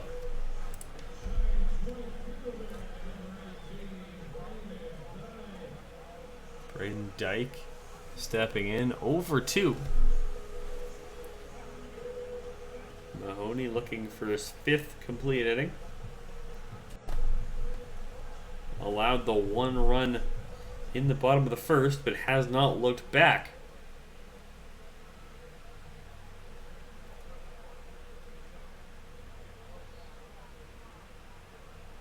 And first pitch low for ball 1.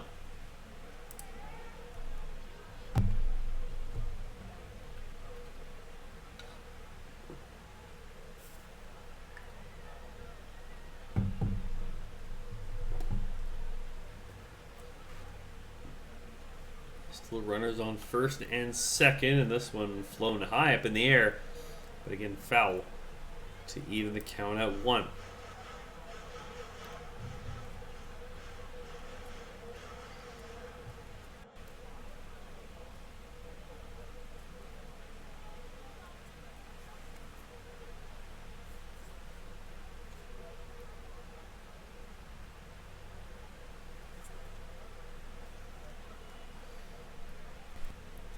One again down low, this time for ball 2.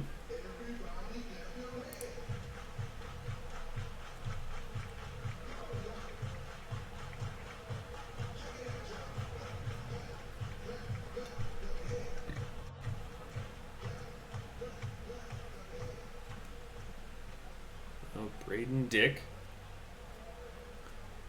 up in the count, 2-1, looking to do a little bit of damage here in inning number 5. This one through the shortstop, and finally, I'm sure the fans are thinking a run will score. Hudson Wilson comes across, and now for McMurray looking to cut into this lead a little bit. It's still a 7-run deficit, but it is 9-2. Still with 2 outs, however. So a pretty dangerous, predicament to be in.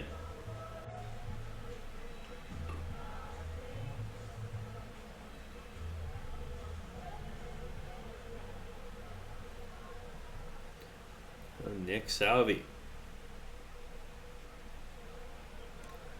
steps in, and a pitch low and inside for ball one. Tried the curveball, didn't really work out for him.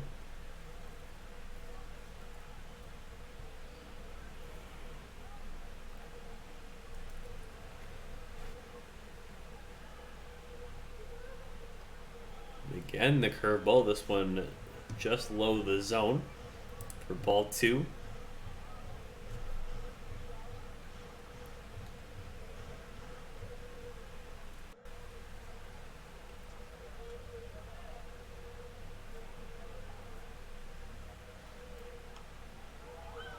Two and oh, this one popped up behind home plate.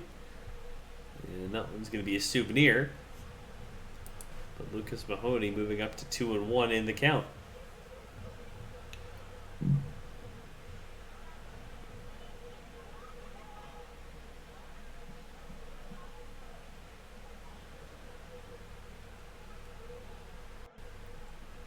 Delivery, and that one swung on for strike two. And Mahoney back even at 2. Looking to close out another inning. First run he's allowed since the first. Off that single by Braden Dick. Again, a pitch low and outside for ball number 3.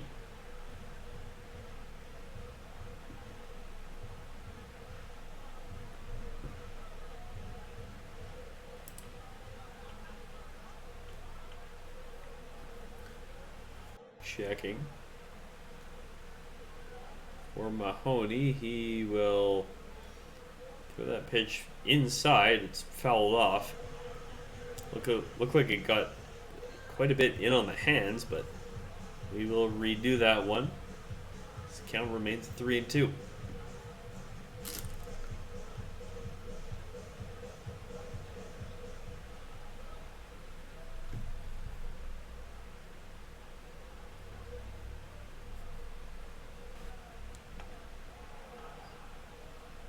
And struck out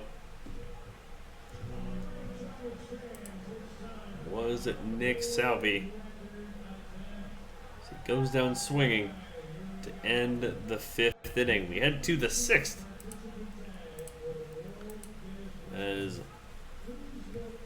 off an RBI single, Fort McMurray gets 1, but they're going to need approximately 7 more to come back in this one. They're down 9-2 heading into the top of the 6th.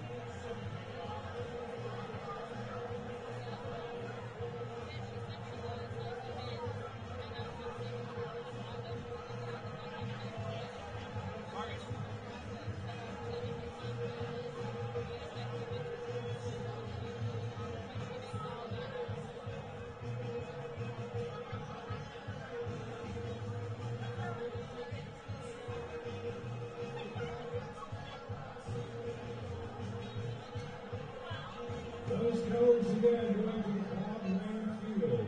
Light pink, fuchsia pink, and dark pink. Make your way to the bottom field right now. The Volunteers are playing. Here we go.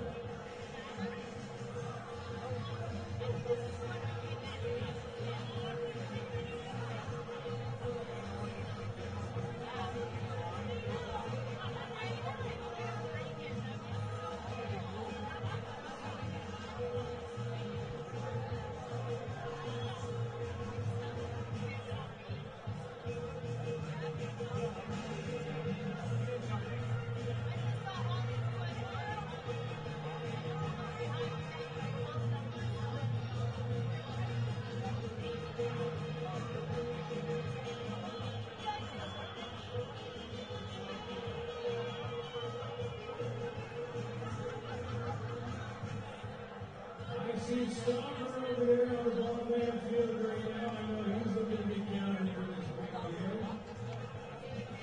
And we've got good Buffalo media groups going in the air with a big photos. Once again, we are looking for white paint, fuchsia paint, and dark paint. Those are our colors right now heading to Bob Lamb Field. And our stewards and volunteers will get you organized on the field.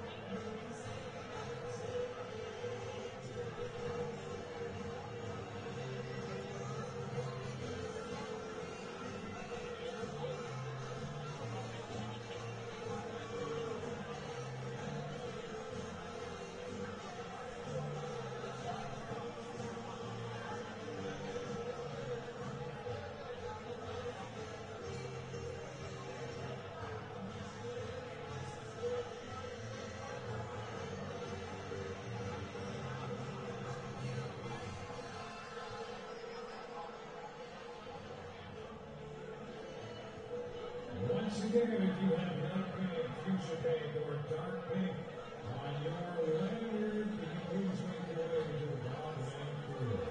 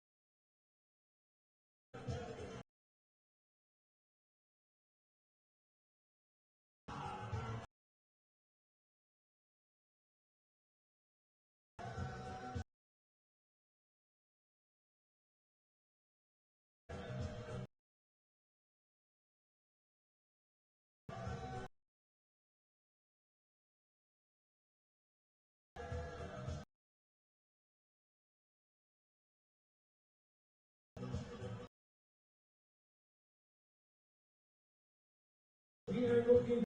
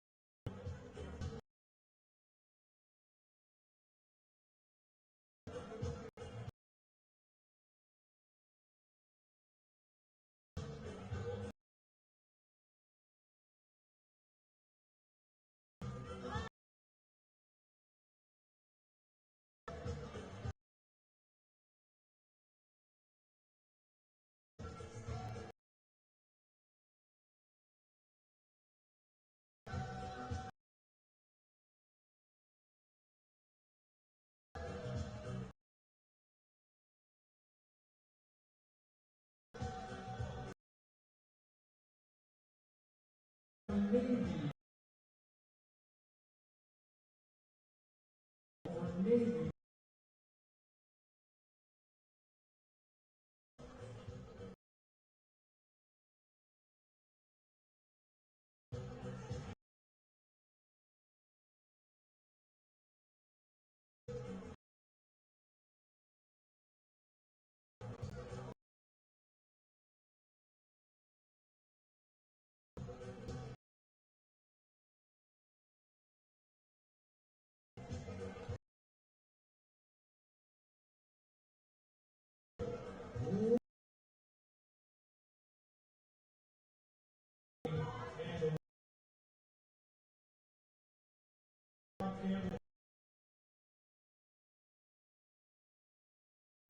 green. Way to the field right now. We are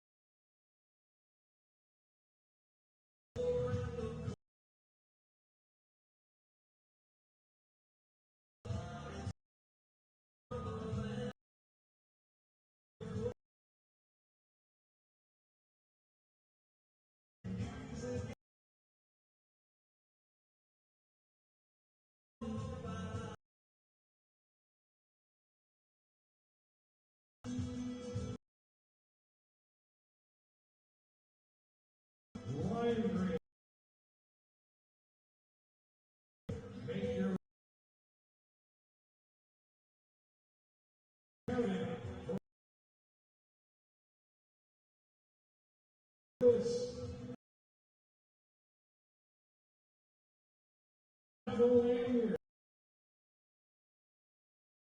now is the time.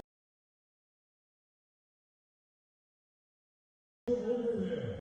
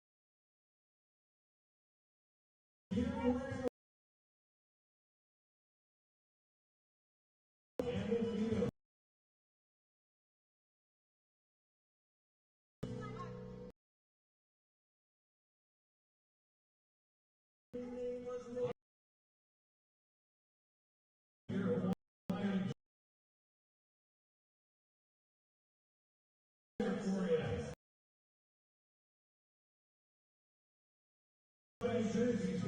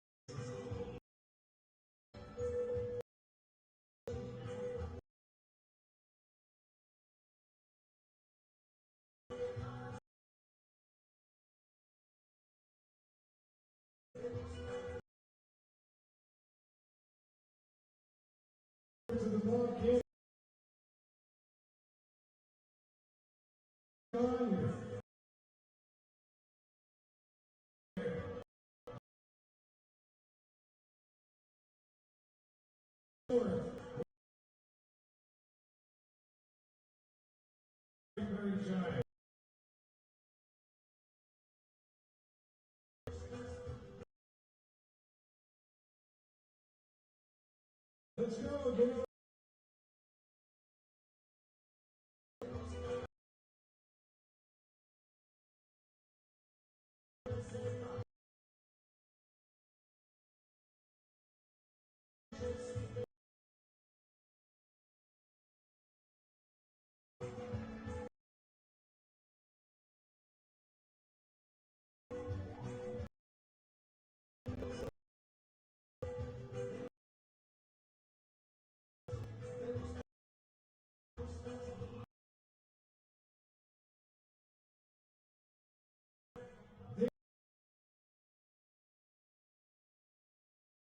Field.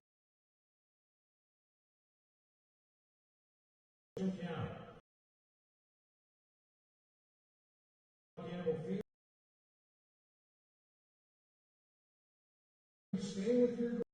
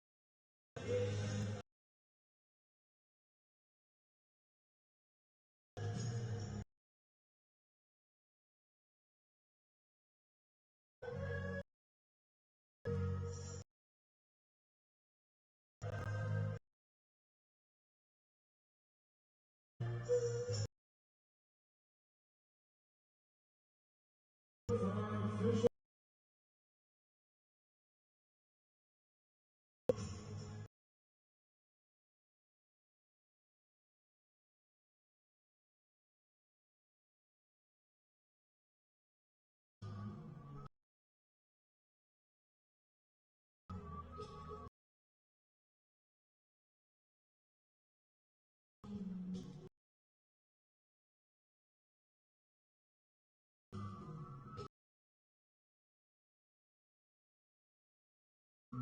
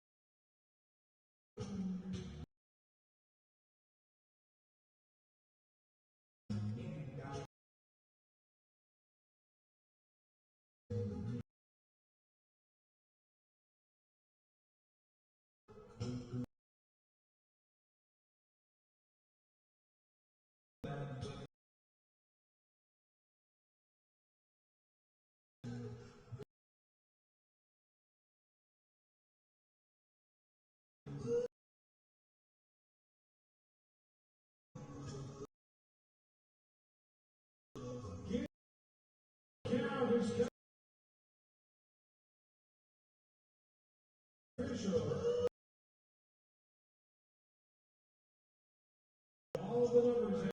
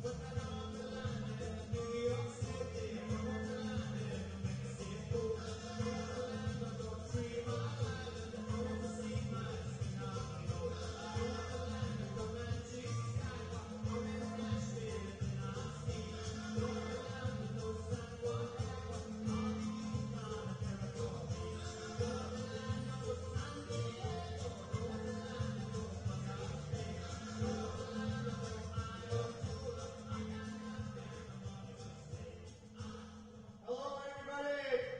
We're starting the official attempt.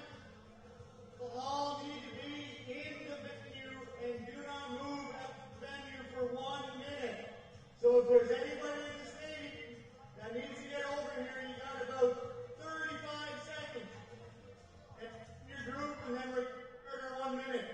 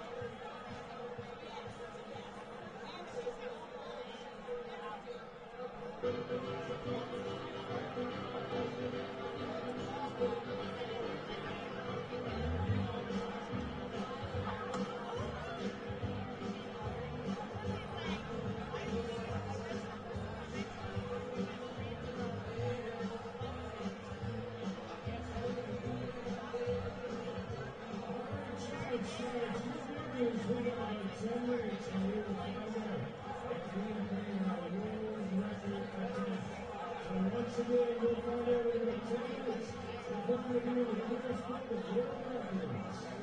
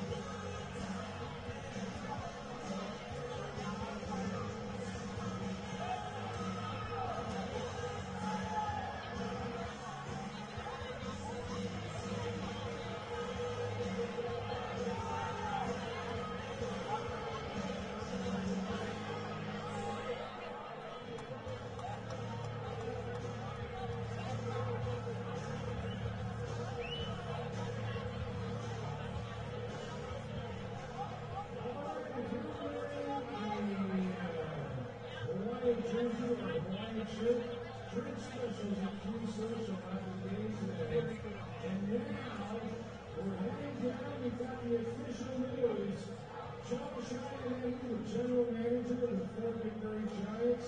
He's got his crew down there. Josh, take it away, my friend.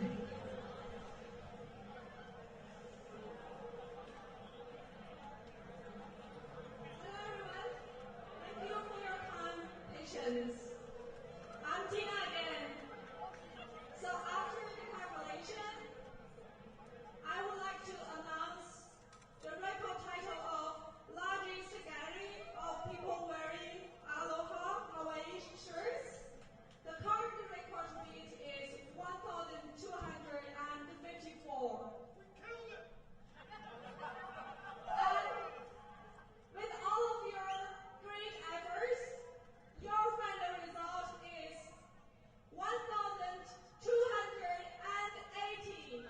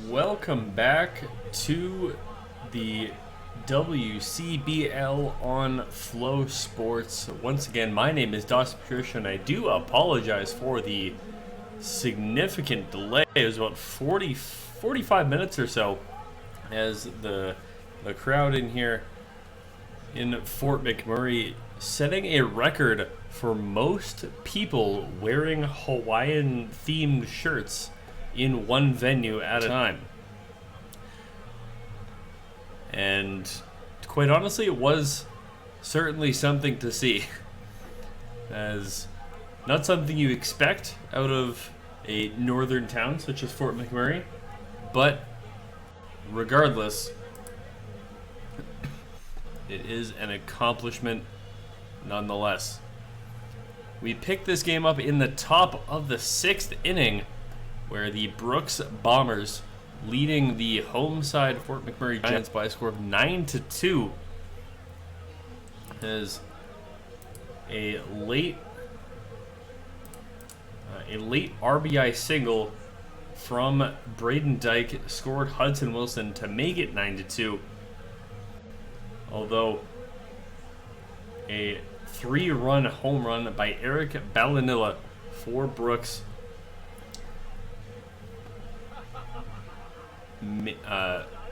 brought the lead to 8 at the end of, or at the middle, apologies, of the 5th inning. We've returned to action here in Fort McMurray. Eric Mora up to bat as Nate Mountjoy returns to the mound for Fort McMurray. 2 innings pitched so far, 2 strikeouts.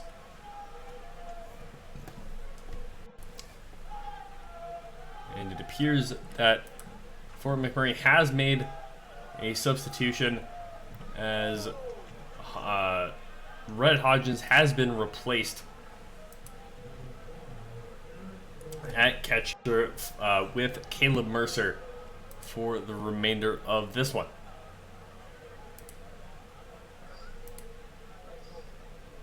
And Andreas Gonzalez gets hit by a pitch. Eric Mora up to bat. 1 for 2 on the evening. About 9:15 at night now here in Fort McMurray. As 1 on, and the first pitch of the at-bat taken for ball 1.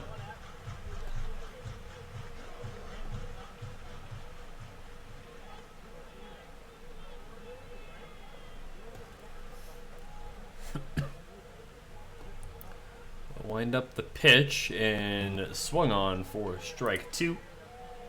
Or for strike 1, excuse me. Count sits at 1-1.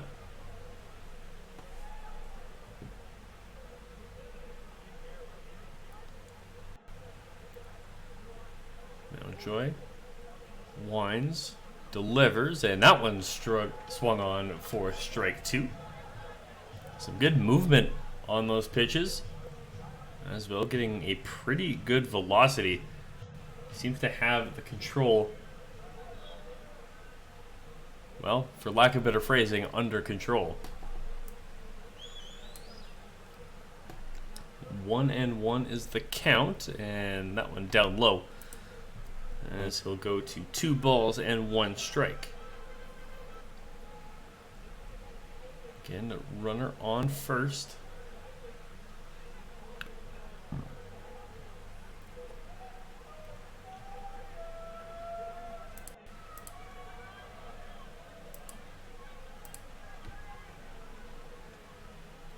Count 2-1 and the pitch. And he got him looking for the strikeout. That's Mountjoy's 3rd of the evening. And 1 down here in Fort McMurray at the top of the 6th. And the Giants looking to get through the next 3 innings, at least defensively, with clinical efficiency.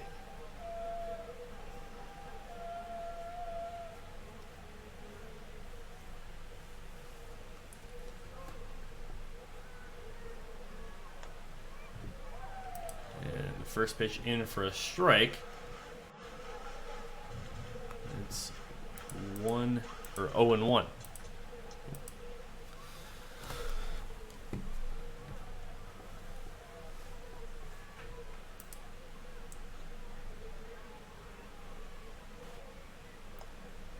Pitch swung on again. It's 0-2.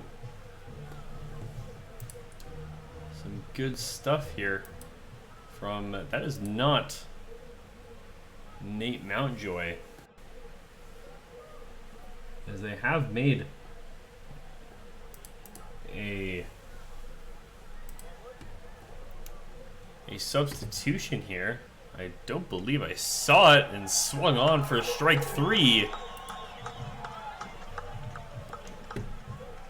as getting sat down was Amir Panero. It's Colton Schmokel will come to bat. It's 1 for 2. The right-hander.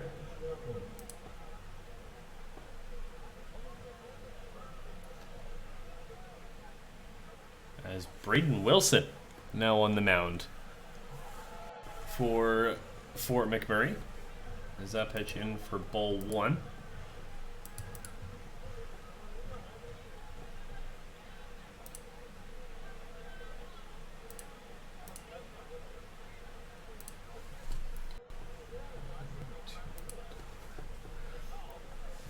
Now kicks and deals, and that went in for ball 2.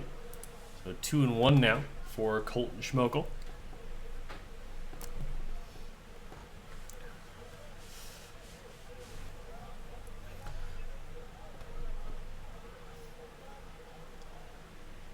And some pretty good stuff here from Wilson early, and that one goes in for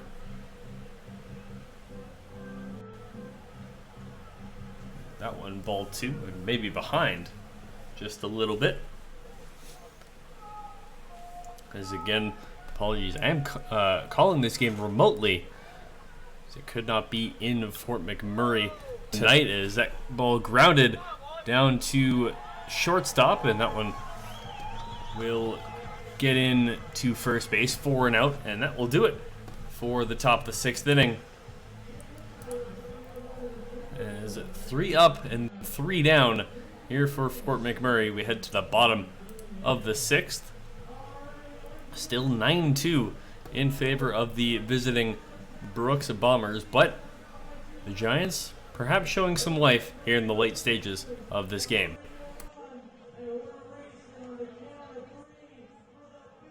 Hey baseball fans, make sure to stay up to date with your favorite teams across the league by subscribing to the WCBL YouTube channel right now. We have tons of free coverage for you over there, including daily highlights, full archive game broadcasts, daily game day previews, plus a WCBL report with myself and Joe McFarland every Wednesday. It's all in one spot, the WCBL YouTube channel. Subscribe today.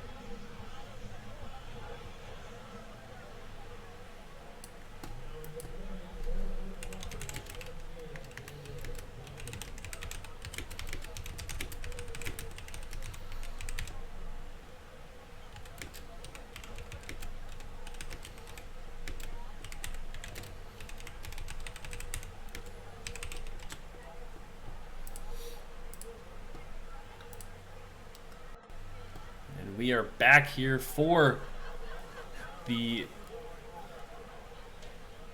top of the 7th here in Fort McMurray, as a 2-run inning for the Giants has them now down just 5 runs here with 3 at-bats to go.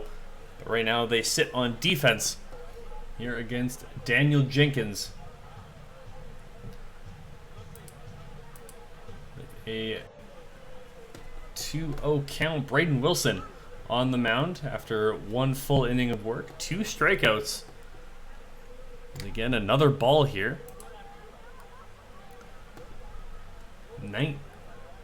17 pitches so far, but 2 strikeouts. Looking to make quick work of the Bombers' offense.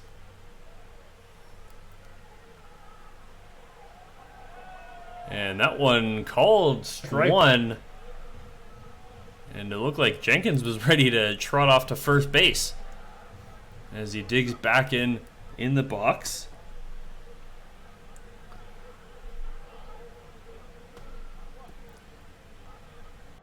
And again, called strike 2. Again, getting a little overzealous, perhaps, as he's forced to once again stay in the batter's box.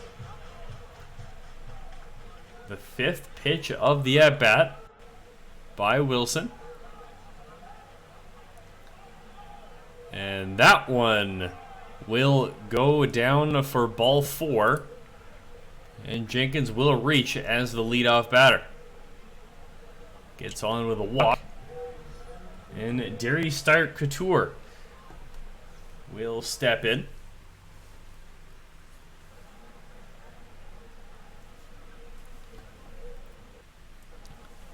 Wilson gets his call from the catcher. He'll wind up. And right on the back of the leg for Stark Couture.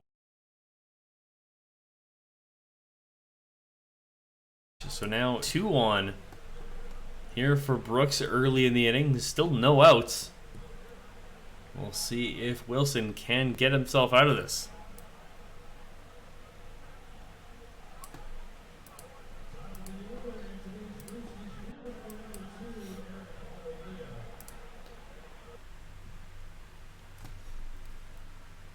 Eric Ballanilla, 1 for 4, but he does have a 3-run shot out to left center field just a couple innings ago. We'll see if he can do it again. Runners on first and second. The pitch, and in there for a strike, and I don't think he agreed with that one too much.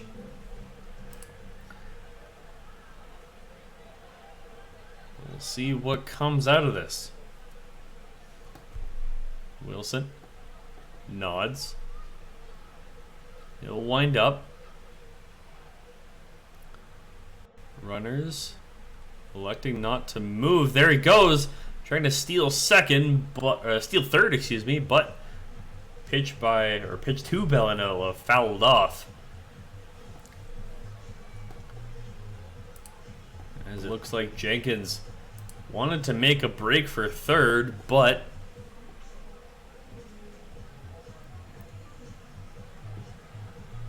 looked like the man at bat had other plans. Now Wilson must be wary of the runner behind him.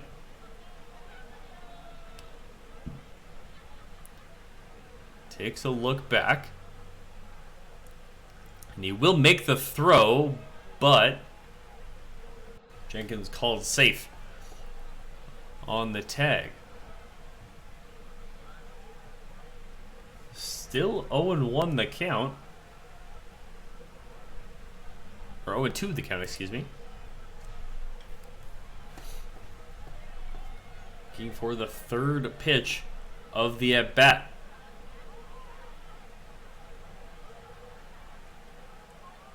Looks, fires, and that one fouled off as well. We stay at 0-2.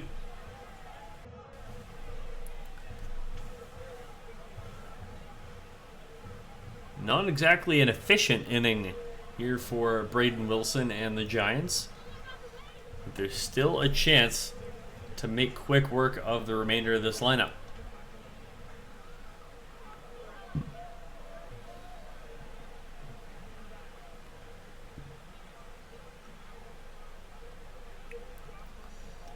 Tense moments, trying not to give up any more runs, and Wilson will step off as Ballanilla will step out of the box, and the umpire has called the game for now as we get we are getting, it appears to be a weather delay as the fans heading off out of the stands, and we'll see if they end up calling the game as we sit at 9-4 in favor of the visiting Brooks Bombers at the top of the 7th inning. The Bombers with 9 runs on 12 hits, the 1 error. And the Giants with 4 runs on 9 hits and 0 errors. Looks like the wind starting to pick up considerably after a beautiful start to this game, hovering right around 29-30 degrees. But more and more lightning in the area, as you can see off in the distance out in roughly right field. So we'll see what comes out of this and if we end up coming back to the game.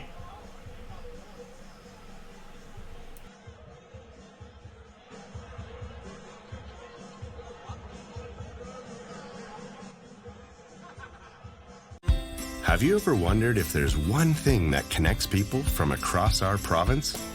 Something that connects the coffee shop to the spray park, or the brewery to the rodeo, the campground to the sports field.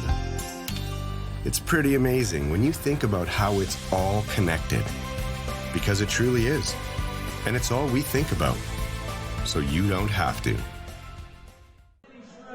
Before I hang up the jersey for the rest of forever. This is my last Giants game. Alright, last Giants game, I have BB&T up here. So before we dance, the kids did want to say something, so we're gonna let them say it before we hit it. Kids, what do you want to say?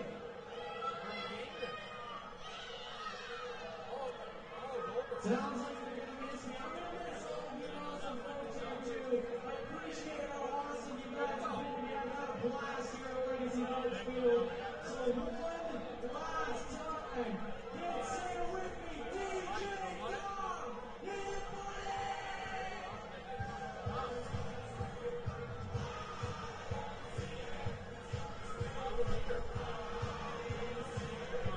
Let me see it clap.